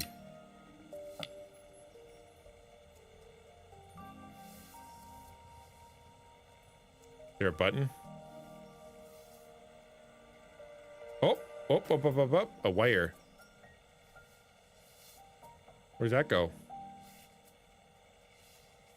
Probably in there. Driving home during your last stream. Awesome. Appreciate it. Oh, typical. Carmen's even managed to get a slide stuck in here. Maybe I should take it apart more. I guess. What did I miss? I knew there was something, because that was no way that what I did was right.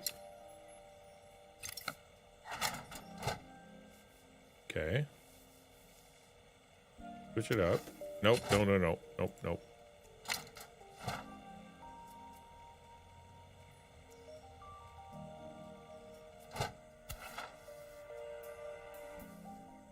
Pink wire.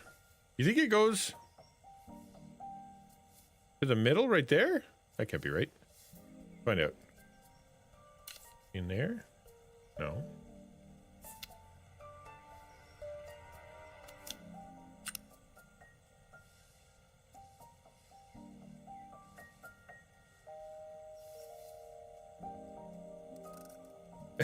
That's not where that goes. Where does it think it goes? Where do I think it goes?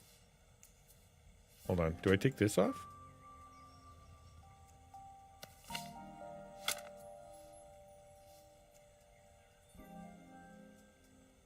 Is it? All right.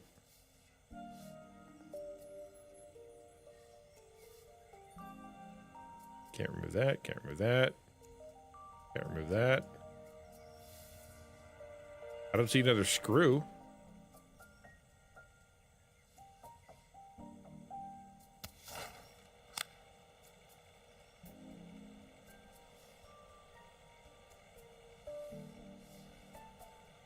There's a third mirror. Oh, this mirror goes here.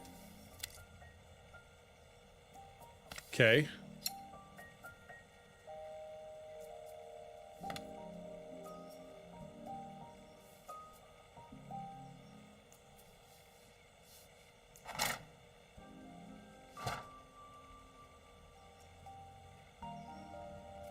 Oh, I did it wrong.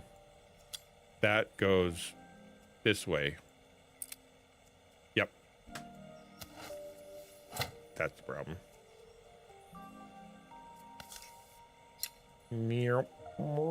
Looks like something is still missing. Yeah, that wire. I was so excited when I moved to the city.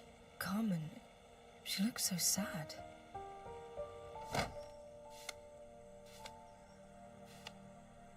Oh, there we go. There's a clicker you'll need to attach. God knows how Carmen broke that as well. You're just the worst, man. How about you give your sister a break?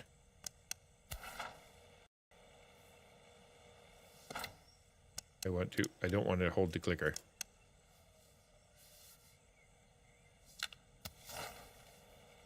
Looks like something is still missing. Big cap.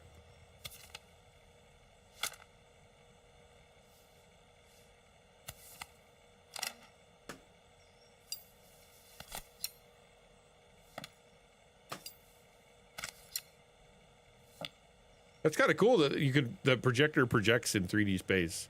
Kind of fun.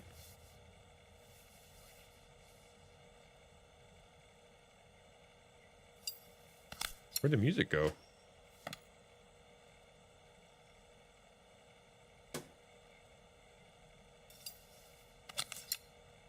I should make sure I screw everything back together. I did.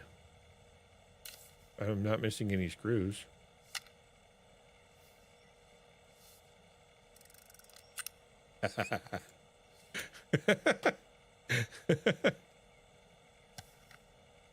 No, hold on. Do I put it in here? No. Oh, yeah, that's where I put it.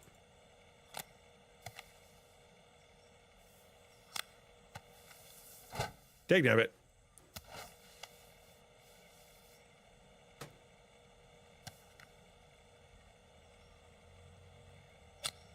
Okay.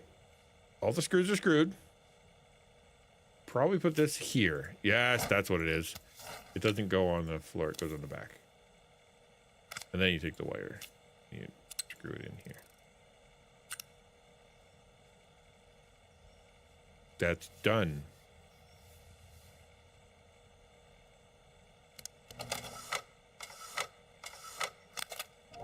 When we were younger, Carmen was always following me around. It comes out, yeah, next to last stream. It comes out to next to last stream. Yeah. Last stream on this PC, Jones. Last stream on this PC. I have a new streaming PC. I suppose she looked up to me.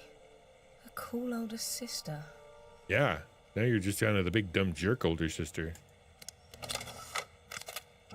She used to ask me when I was coming home, but I was always too busy. Finally was able to replace the streaming PC. And it's working like a tickety-boo today. I tell you what. Two young sisters, the projector had brought glaringly into focus. Like, legit, it's funny how smooth this stream is going on this old PC. Just, I don't even want to think about it. Like, come on, really? Come on. But yeah, so it was good. Yeah, I'm gonna replace it tonight. It'll be good. And then after that, it's only about 1,500 other things to do. And some stuff for Reach, and then I'm sure it'll be fine. I never meant to let her down. But you haven't, have you? You came all this way just to help with the cafe. Plus the money. Right? It knows it's on its last legs. I'm taking it behind the barn. And we're gonna be putting a bullet in it. That's the problem. There is no money. I lost my job a few months ago. Yes. My savings are almost gone. I have nothing. Which is why you're trying to sell all her stuff. You monster. Carmen thinks I'll throw my checkbook at her bad decisions and make them okay. But I can't. Not this time. We're sending it up to your uncle's farm to live. It's better for him there. It's a better environment. They can run outside. It's good. It's a good thing. No, you can't go for a visit. It's pretty far away. You know, the funny thing is, I came here wanting to tell her the truth. But she's so infuriating. How can I ask her for help when all she cares about is herself? Kiddo! Come on now. How about you guys work together? There's a thought. Elena fell silent, shrinking under the gaze of her younger self, projected onto the wall. We drifted so far apart when I moved away. It felt like the only thing keeping us together was my bank balance. Well, that's no good. I know I have to tell her the truth. It isn't fair. But I already lost everything else. What if I lose her too? Maybe don't be mean. I'd try it. I don't know. Attach a lightning rod to it. Yeah, give it the juice. Maybe we could pull like a Back to the Future. Give it some gigajoules.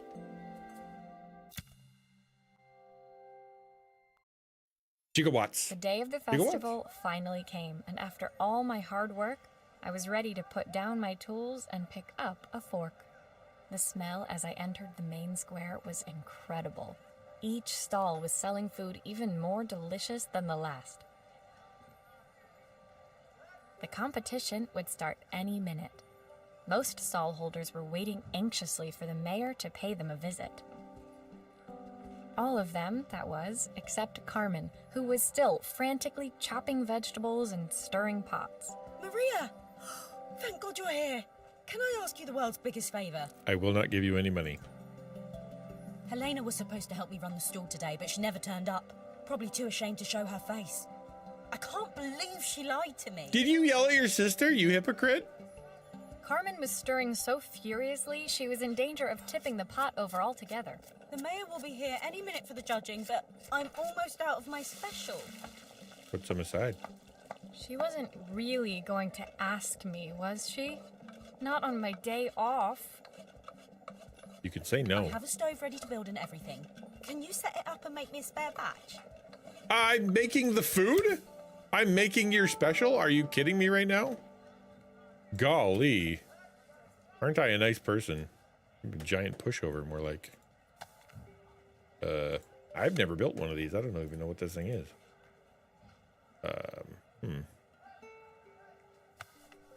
Yeah, I don't know how to do this. I have no idea what this is. This looks like it goes in here, but it won't let me, so that's not right. What if we assemble it separately? I'm gonna put this here, and then put this there, and that on. Hold on, I'm gonna spin it. That there. I assume these go here.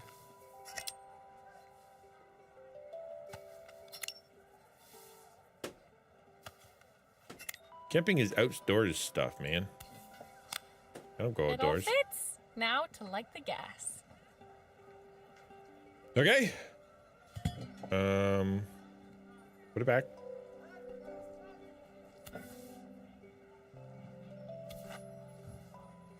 Oh, lick.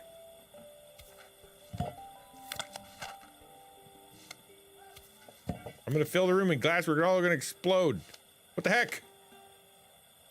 Ah! We're gonna die. There we go. Now what do I do with it? I'll put it on this paper.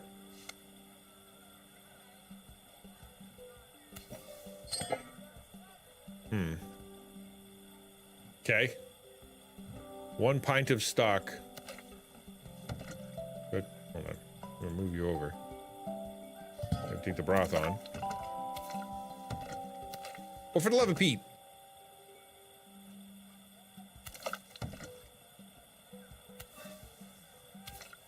I have to do it a certain way. Fine. Okay. 1 stick of carrot. Do we have a stick of carrot anywhere? Oh, if I turn this over, will it spill? Wouldn't that be funny? Oh, it won't let me. That's funny.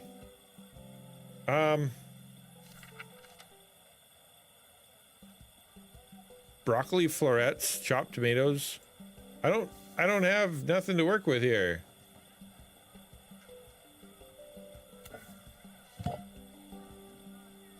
Okay, try this. I think that pot is really boiling now. Smells great, if I say so myself. I guess I don't have to put the ingredients in. Here are the ingredients that Carmen's given me. What to add first? I spoke too soon. Well, it says 1 pint of stock, which I did. So 1 stick of whatever this is. Definitely. Need the whole stick. Just the more butter you put in, the better it tastes. That's what I've learned. Half of a carrot. 2 broccoli florets. A handful of chopped tomatoes. Technically, I have a really tiny hand. Good. I'll scoop a spoonful when I'm ready to serve. Hold on. It said plenty of love. I haven't put that in yet.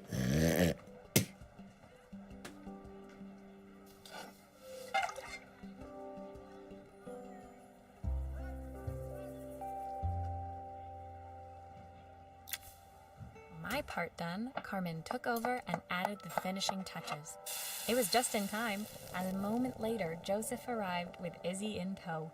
Carmen anxiously handed them both a serving. And you know how soup works. As soon as it's put together with all the raw ingredients, immediately ready for consumption. And I didn't add a stitch of love, not a bit. So tasty. Can I have some more, please? Did you tell your dad about what you did to your Game Boy? Well, you've certainly earned yourself a loyal customer in my daughter. We have a few more meals to taste, but so far you are one of the best. Oh, thank you. Good luck. Joseph and Izzy looked so happy together.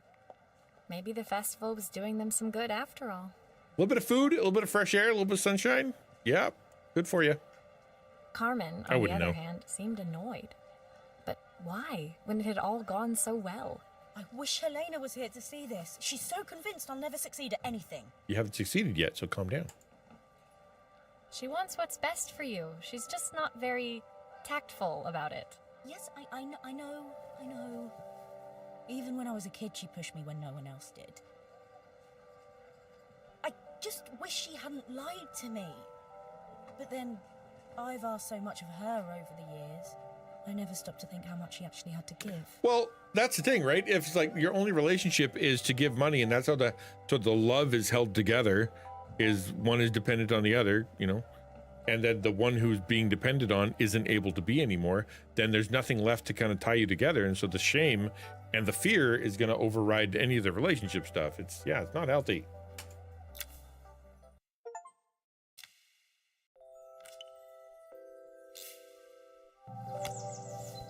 All right, we're going to put the other record player, but I got to take a quick break first. We're going to come back. We'll probably finish the game today, I think. But I need to do a little break first. Exclamation point web, please go sign up for the newsletter. Exclamation point tell a friend. It'd be awesome if you told some folks that we exist. And then exclamation point do a thing to, and pick a favorite person and see what happens to them. I'll be right back.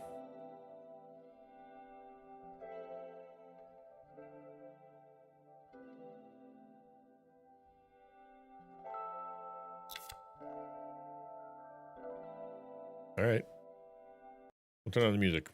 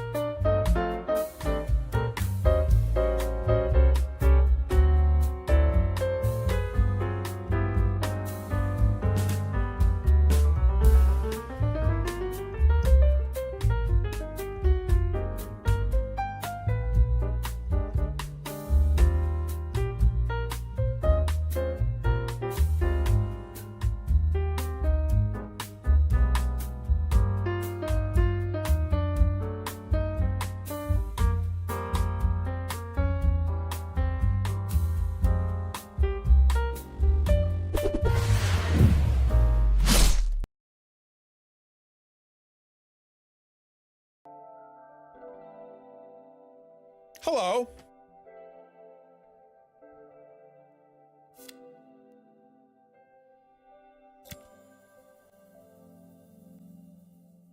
The festival finished.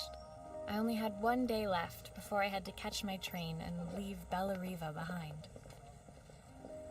I couldn't go without saying goodbye to Carmen, so that evening I made my way to the cafe. It was unrecognizable. Burnt down. She'd done it. Best food in Bella Riva. Oh. Half the town was outside waiting to see what the fuss was about. I definitely thought it was going to be arson.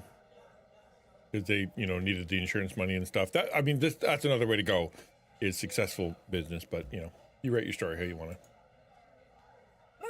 Maria, my favorite sous chef, come on through. It was Carmen, acting every inch the successful cafe owner she deserved to be.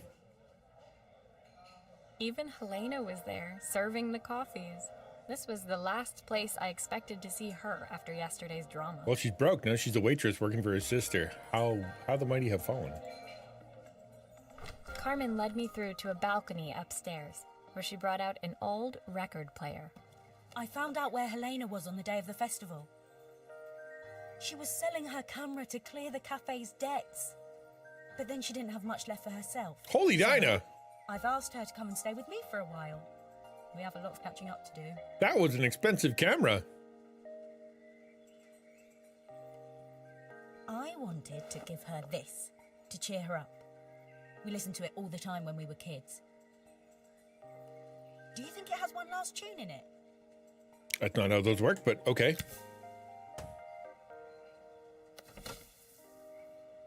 Okay, let's see what happens when we turn this on.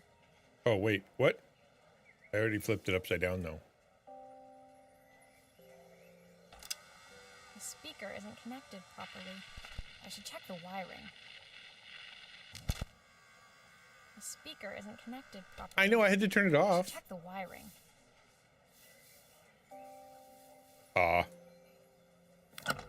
Okay.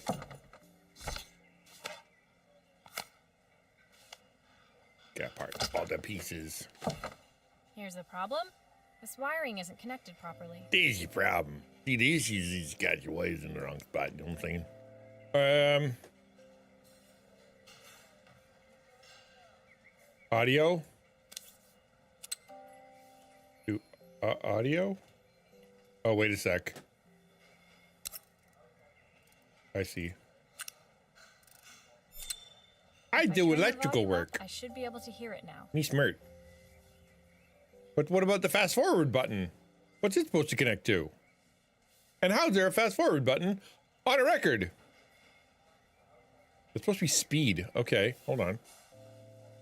Are you gonna maybe do this in 2 phases? Fine, whatever. It's gonna come out, it's gonna be like, oh, it's going too slow. Oh no, the dial doesn't work. Blah.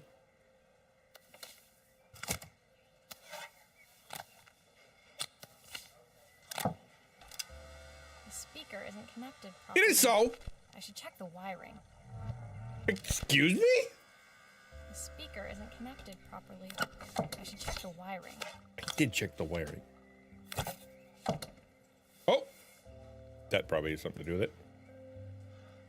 Uh-huh. I think that should do it. This record should play beautifully. That wasn't the speaker, though. I don't think. Hold on. Because the sound's going to come in here from carrying down the needle in there, which is going to send the sound out here and directly into the speaker.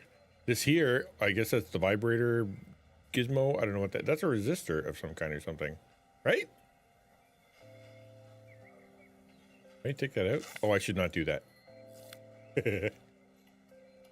No, whatever. I'm sure it's fine. She seems happy. Whoops. If she's happy, I'm happy. It's spinning the wrong way. Dagnabbit. How can I get it to play in the right direction? It's a good question. It must be to do with the motor. Let's see if one of these spares can turn things around.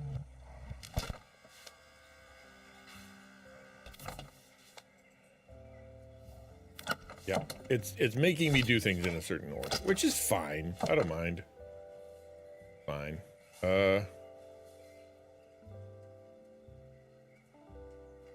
Increases it. Yeah, I think that might be it.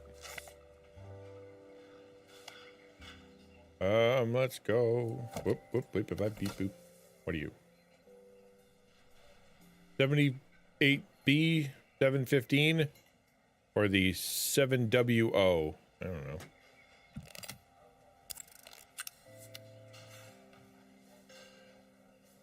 Obviously, that seems like it's fine though.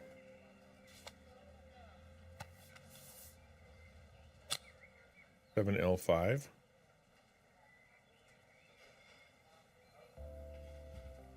How would I know?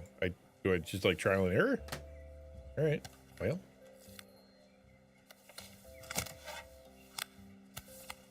The speaker isn't connected properly. I should check the wiring. The speaker isn't connected. This is hitting me a little too close to home because this is literally how I fix things. It's just, oops, and then undo all the screws again. At least there's no screws here. This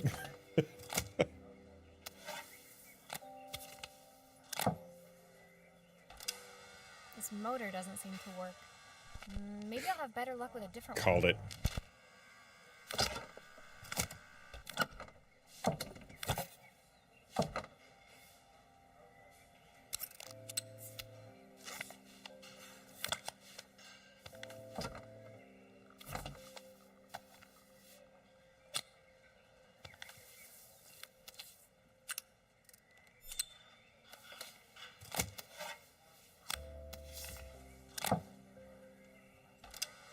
Well, it's playing in the right direction. I should check it's turning at the correct speed. That sounds right.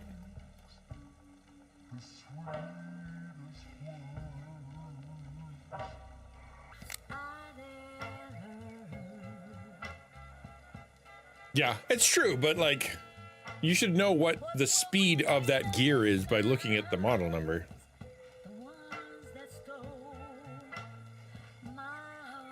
I want to make it loud, faster. Oh, dang. I messed up. Yeah.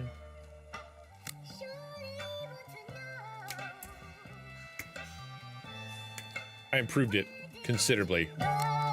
Whoa, too loud.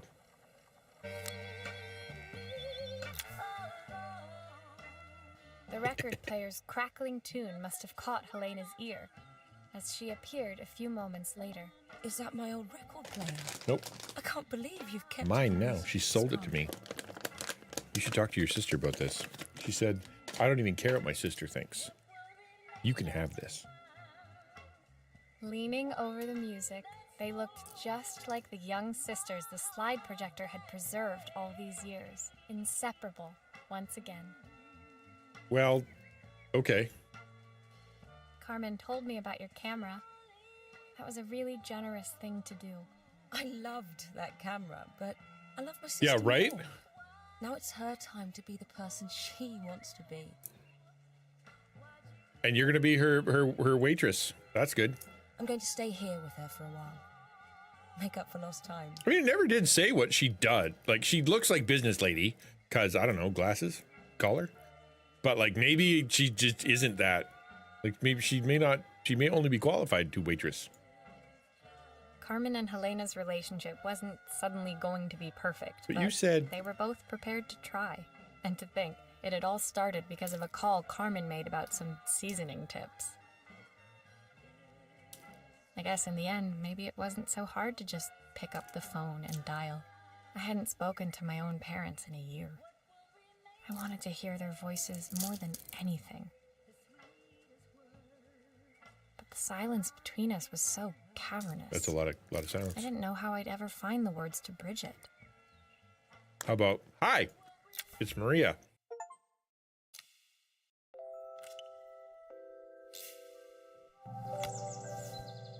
Ooh, pretty. My final morning in Bella Riva, I received one last call out to Joseph and Izzy's house. I knew I had to pack, but I figured I could squeeze in one final job before I had to leave. When I arrived, I found Joseph tidying up his wilderness of a garden. The playhouse was already cleared.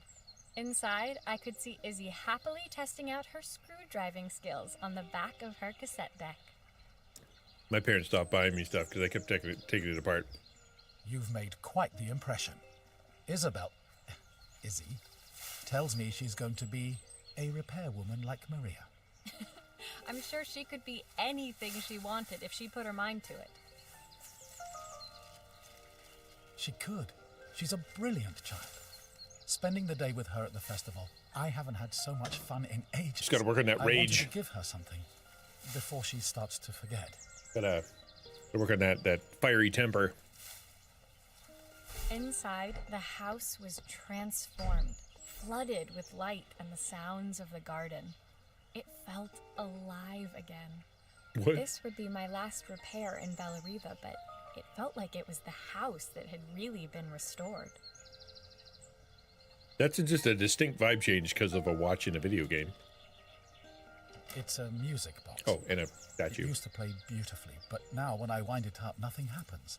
Because I keep winding and winding and winding and winding and winding it, and eventually it made a weird noise. I'd love for Izzy to hear it sing again. Can Yes, I can. Have I not proven myself to you yet? Ooh. I probably shouldn't take that picture out. That sounds like a terrible idea. Okay. Got gunk. Good gunk. Hold on. Ooh. Okay. Put away. Here. Oh, is that supposed to be like that? Oh, it's a little bird. Okay, sorry. I thought that was a gunked up needle. But then this isn't a record player, so why would it need a needle? All right. Flip it over.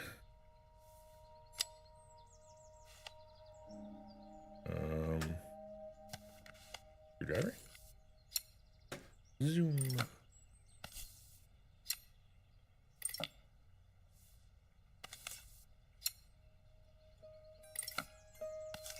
Now that I've got the hang of moving the all the pieces around pretty quickly, the game's over.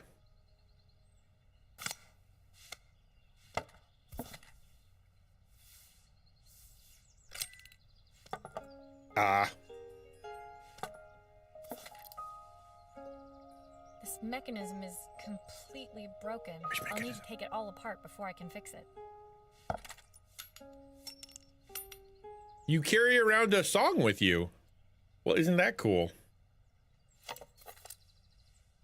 All right, first things first. Junk that.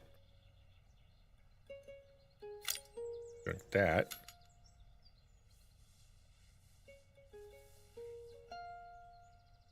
Okay. Let's put this in. That makes sense.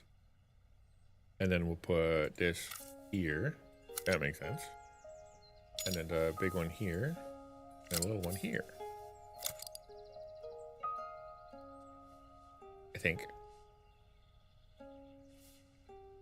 Check it.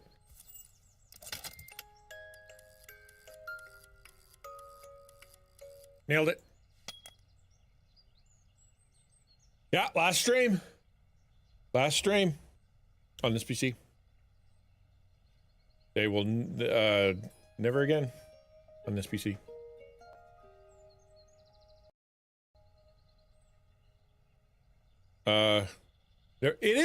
It's chill. The vibe is extremely chill.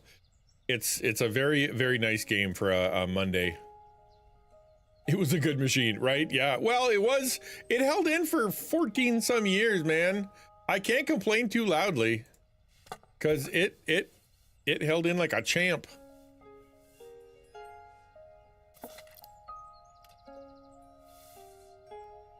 It's fun. It's like this. Oh, come on here. Help me out.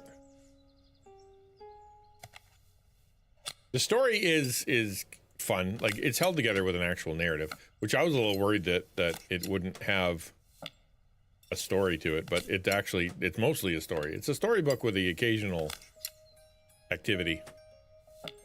And the activities are not difficult. Why is there glue?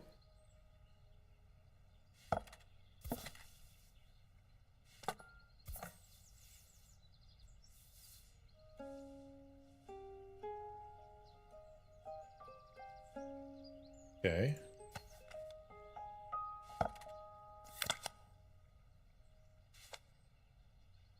Aw.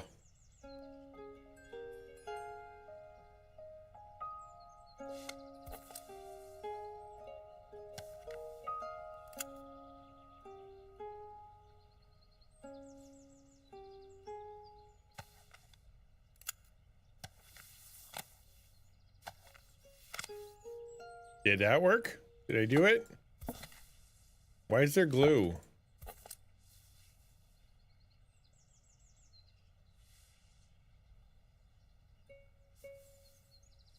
I think they might be throwing some red herrings in, or I'm just wrong. Alien Tech, I watched Samus play once. Yeah, definitely. If it was any chiller, you wouldn't be able to play. You know what? I think maybe I installed this upside down. Or...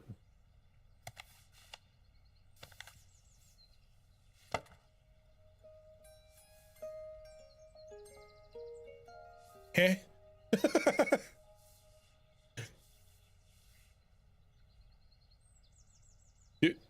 Do I have to glue the bird on? I think it's supposed to pop out when you use it. I think what it wants me to do is fix the picture.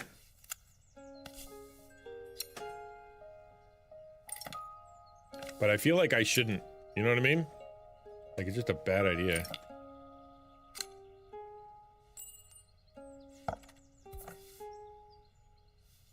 Woo!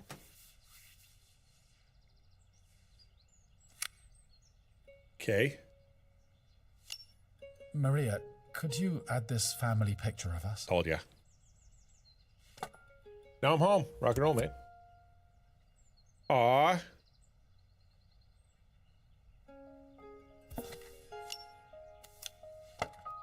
I will do that. Having a oh, glue. I always forget the glue. This picture will never fall off.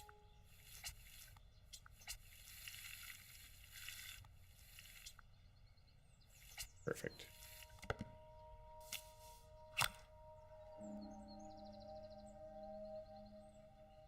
Oh, was there glass? I don't think so.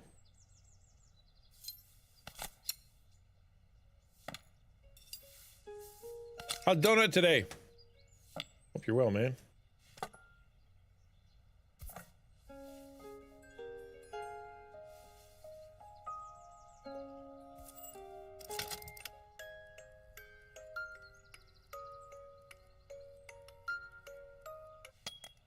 Huh. I mean, the bird's supposed to pop up.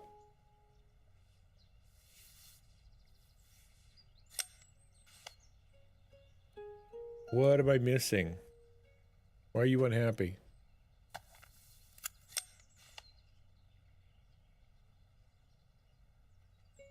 No.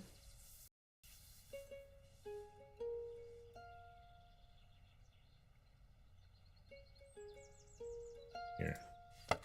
Take a look at you. What are you? Think this is... That... Hmm?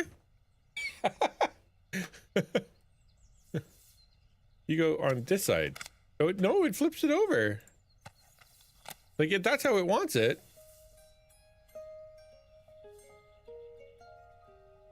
And when I... The gray box in the bottom had pieces, right? Did they go in the circle? Yeah, it had pieces. I took them out, though.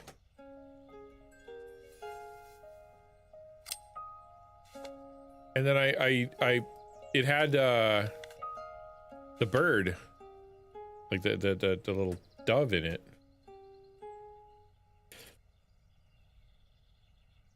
Okay.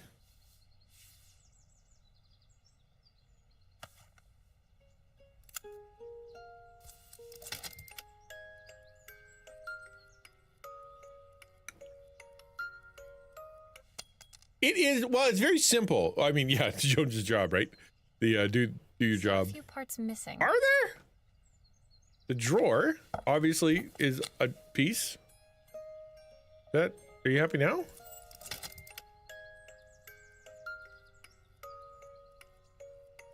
It did actually. I was just saying how easy this game was and how I didn't even have to think about it.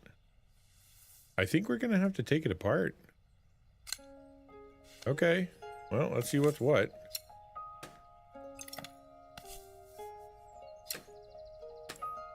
Get out!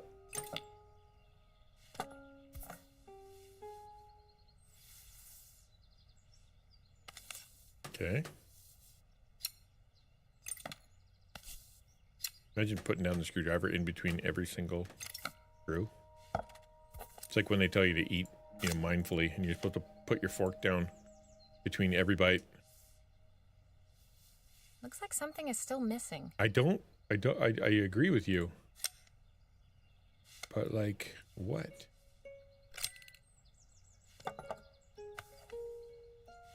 No.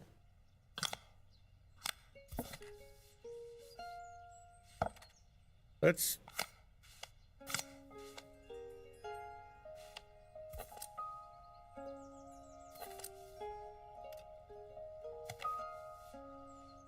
Is it? Wait, hold on. Maybe I gotta take this out. Put that away.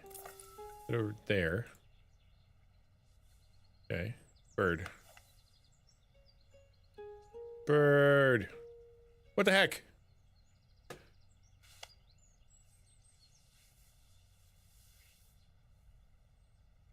I made it make music.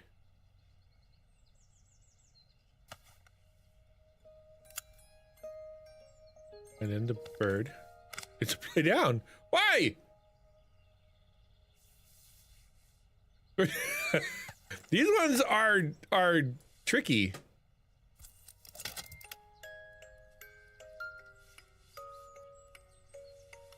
Because the gear's wrong?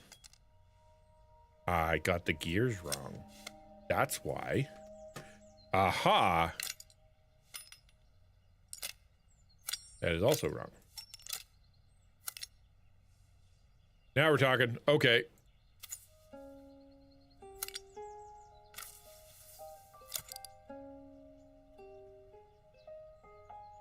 Hold on. I don't think I did that right either. Are those gears meshing? They are not. Okay. Off. You. Off. This. There. Those don't touch. Okay. Well, that one's got to come off. And maybe that one goes there. Well, that feels better. Also good. Oh, the gears touch. Things are good. I think. Find out. Yay! Perfect. The mechanism is good as new. Cool. What's up, big player? How you doing, man? What's that icon? That first one. Knock, knock. Oh, I love it. That's cool.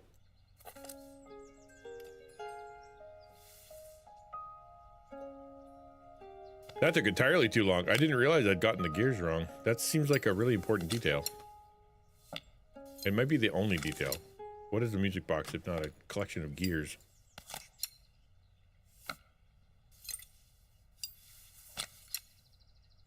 Cool.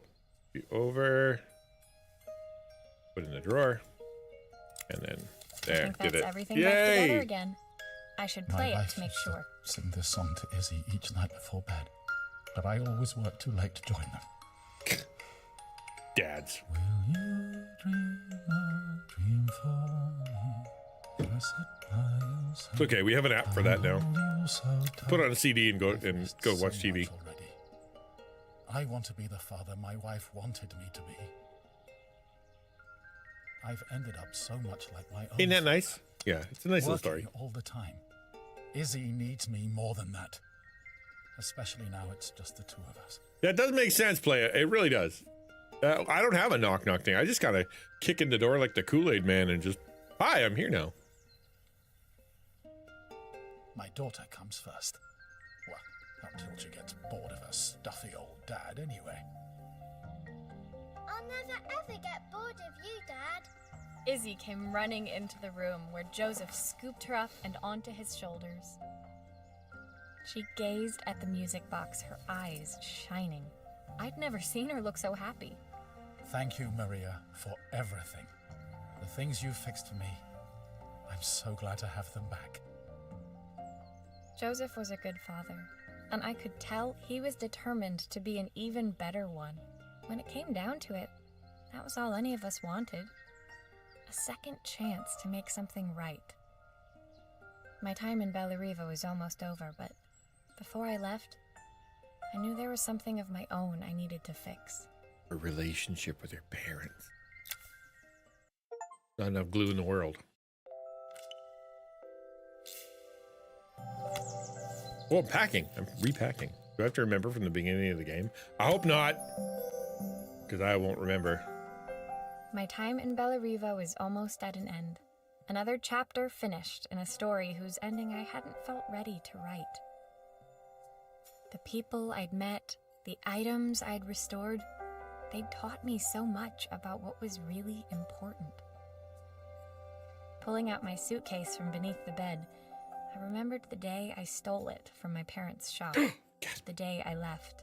Afterwards, I was too ashamed to call them, to apologize. It was a guilt I'd been carrying around every day since. So this game, I think it came out about 2 years ago, if I had to guess. I remember watching, I'm going to go with Crossing Tommy, I think, is the one I saw playing it. And I thought, that's pretty cool. It's really chill. I didn't realize it had a story. And it's very fun to have a story. As I packed, I knew that it was up to me to find a way to lighten the load. So I'm throwing everything in the garbage. Unless she means emotionally speaking.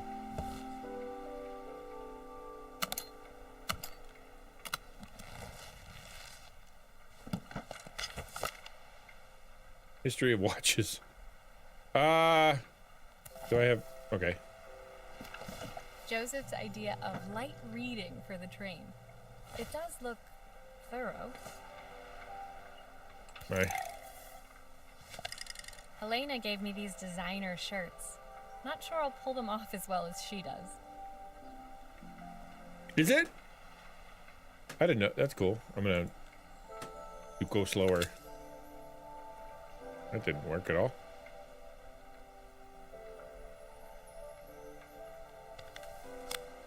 Izzy gave me this in exchange for my repair manual. She'll be a pro in no time. My train ticket. I can't believe it's time to leave Bellariva behind.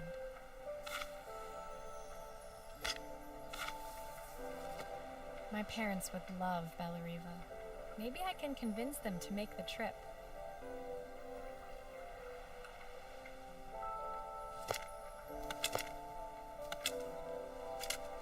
The recipe for Carmen's special. I'm under strict instructions to guard it with my life. Well, it's mostly rubbed out anyway. My suitcase was full, but it was my heart that felt heavy as I made my way to the station. The secret ingredient I was sorry is to be butter. leaving Bellariva behind, but I hoped that in my own small way I'd made a difference. Helena and Carmen's reunion was possible because they'd learned to overcome their differences. And shoes. They both hate shoes. Joseph had realized he shouldn't let his grief or his work get in the way of his relationship with Izzy. They'd each learned to see things from someone else's perspective. Maybe it was time I saw things through my parents' eyes. Like you shouldn't steal their stuff. I knew it would be easier to jump on the next train, put even more distance between us, but I finally felt ready to talk to them. I just didn't know if they would feel the same. Did I even remember their number? I wasn't sure until I reached for the phone and it all came flooding back. Yeah, Izzy's an adorable name. One of those games names that is good for kids, but when you grow up, I think you become Isabel. To most people. Dial. Click. And the phone broke. Ah, crud. Mom? Dad? Maria? Is that you? No, click.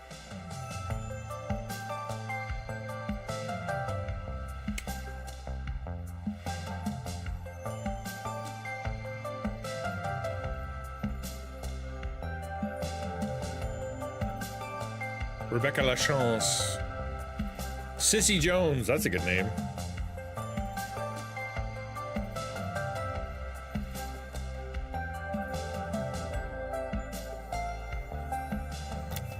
We did it! We played a whole game! You call me a wuss. Sissy Jones. That's... I never thought about that. Yeah, good old Sissy Jones. That's a terrible name. Well, we gotta put the phone back. I know, now that we're mad, we threw it Dear against the Maria, wall. Carmen here. Sorry I haven't written. The cafe's been absolutely manic since you left. Luckily, I have Helena here to help. You wouldn't recognise her. She's like a new woman. She's always running around, taking orders and making drinks. I even heard her compliment a customer on their outfit. Yeah, Personally, I draw the line at fluorescent green bowling shirts, but each to their own. It certainly made the customer smile. The best way to show somebody that you're not insecure is by freaking out when they insult you a little bit. Right? She misses the city, though. Bellariva's many things, but it's definitely not as chic as she'd like. You're broke, so too bad. Shop near her old apartment where they made coffee with a shape drawn on top. Impossible.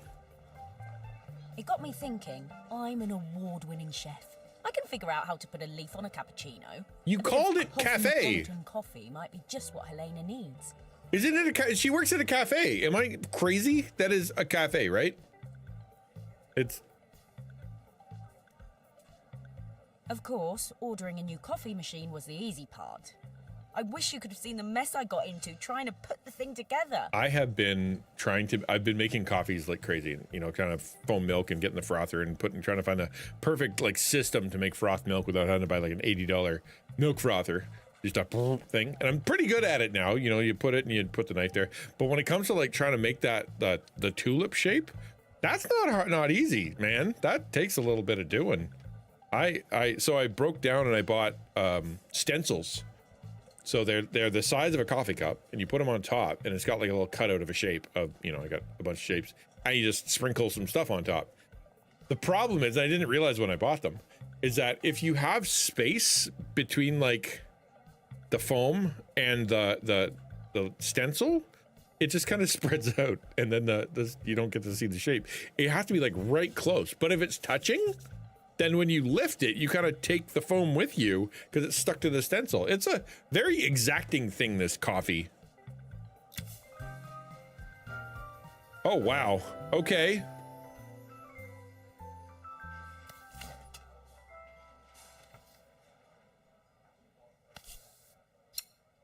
I guess I saw Maria use her screwdriver a million times. Taking this apart will be easy. Which you can go in live with Reach Archipelago? All right. Archipelago? Precision coffee. It is. It really is. Like, I love it. So, like, you know, you use your 19 grams of coffee to your 200 milliliters of water at, you know, 165 degrees. So your milk can be 65 degrees Celsius so that you can foam it, you know, properly to get the micro foam. You can pour it in. You know, like, it's fun. I like all that stuff, the measuring and the figuring and all that. But, you know, it's a fussy thing, man. These pipes look pretty simple. I should start with them. Okay. Red. I'll need to connect all the pipes correctly to stop the steam pouring out. Well, the fact that you're working on it with steam pouring out is no good.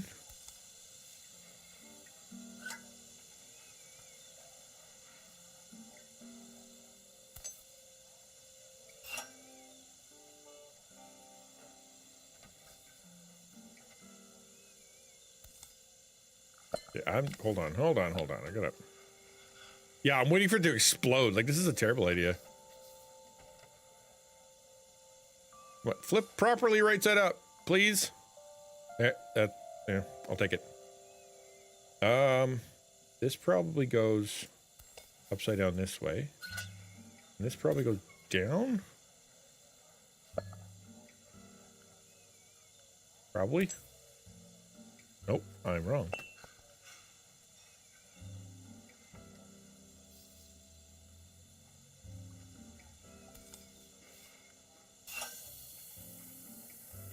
What am I missing? Oh!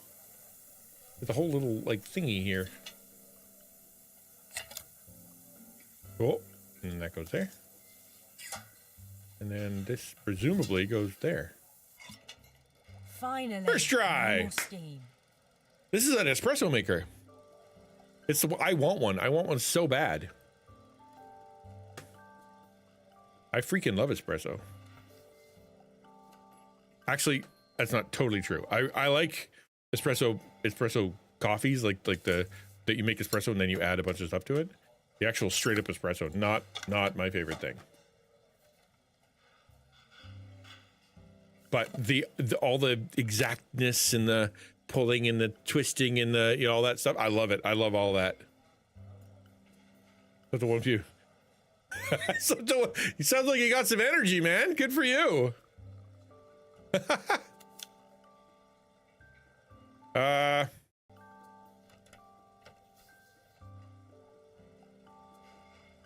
Let's do this in a reasonable way. That connect to that.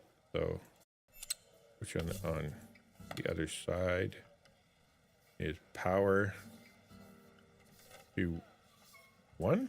Did it just straight up? I think. Am I crazy? And then light.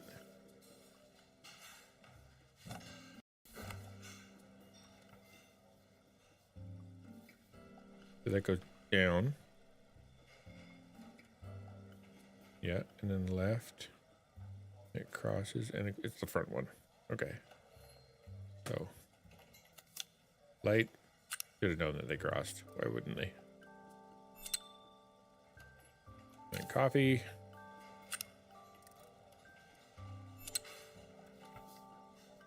And power. I think. Are we good? All the lights are lighting? Yep. Happy? Didn't take all that electrical schooling for nothing. Finished BO7 Battle Pass for the Predators. Now I'm going to play Blood Hunt all week and for Halloween. It's like Fortnite, but you can dress up like a vampire. Did you finished Battlefield? Or not finished, but you played the Battlefield like to the place where you're good now? That's kind of cool. All right, I'll put that on.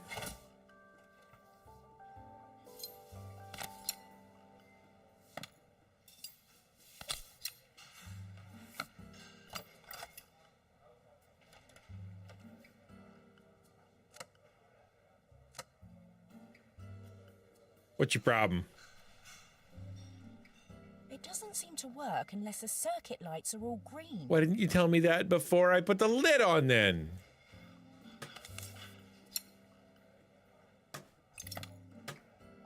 I thought the circuit lights were all green. I checked. What light isn't green? Green, green. They're all green. There's a circuit light I'm not seeing? Well, there's screws I haven't unscrewed yet. All right.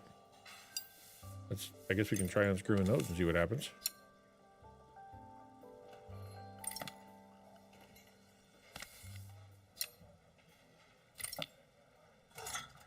Aha! Well, crud.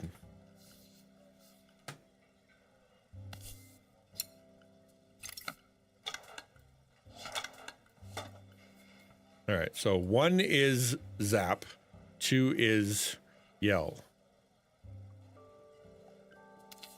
1 is zap, and 2 is yell, which makes 3 coffee. All green lights are happy. Good.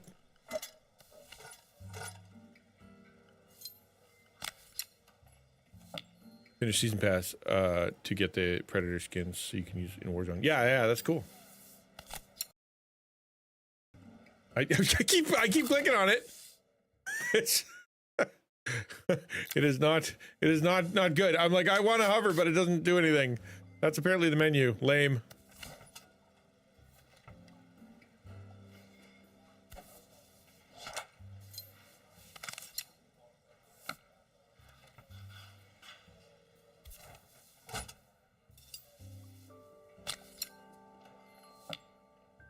That should do it.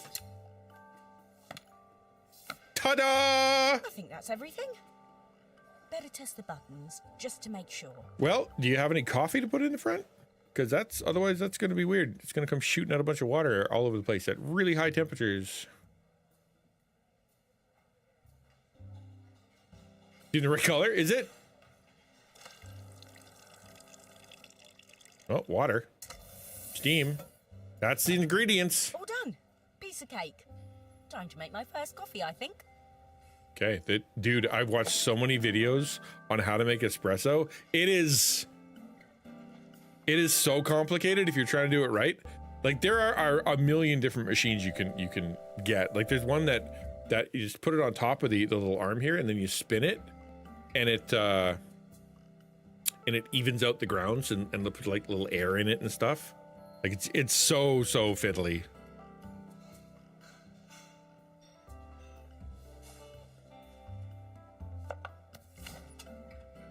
What's the steam for?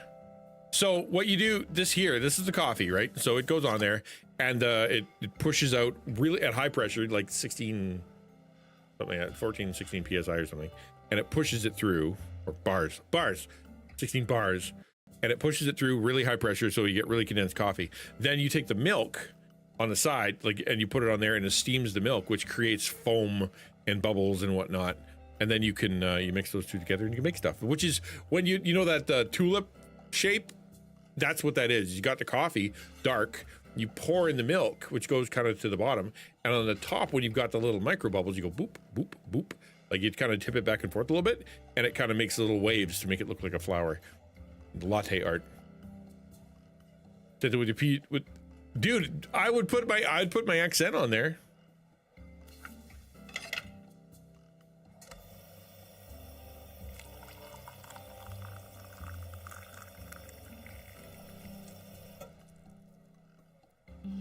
Smells delicious. Now to make it look magical.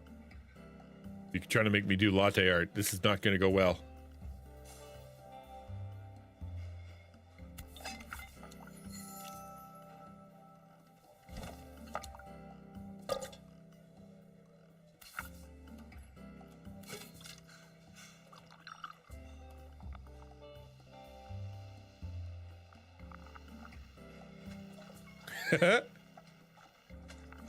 Back and forth. Back and forth. There you go. There you go. It's not sticking. Where's it from here? Perfect coffee. Nailed All it. it needs 10 is out a of 10. saucer and a couple of Helena's favorite biscuits.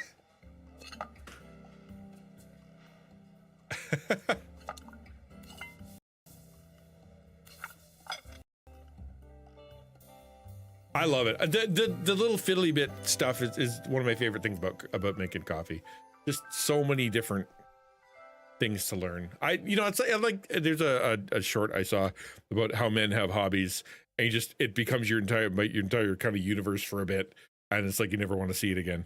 And I with coffee, like I'm all in, but I love coffee, so it's really good. My name isn't Joel. You're right, but it's Joel brand cookies. Draws a pentagram. I was feeling more has-been than coffee queen by the time I'd made a drink fit for human consumption. It looked a bit, postmodern, but knowing Helena's refined tastes... It is. I hoped she'd think it was intentional. So, like, wake up in the morning and like I have a grinder, so it's take the coffee out from wherever special place is that keeps it fresh, and then you put it into the grinder. You set the grinder to the right size depending on what you want to do with it. So like espresso grind is small, and then medium grind is for like percolators, and then bigger grind is for French press, and then you set that and you can take it all out. You put it into whatever the thing is, and and then it's a matter of where do you want your water and how temperature of the water. And sometimes if I'm doing pour over, I get a little kettle and I put it on the side. I got a gooseneck on it so I can slowly pour it over the top, and it's fun. It's fun. Like, does it take a little bit to make my coffee in the morning? Yeah, but it's also fun. Always the connoisseur.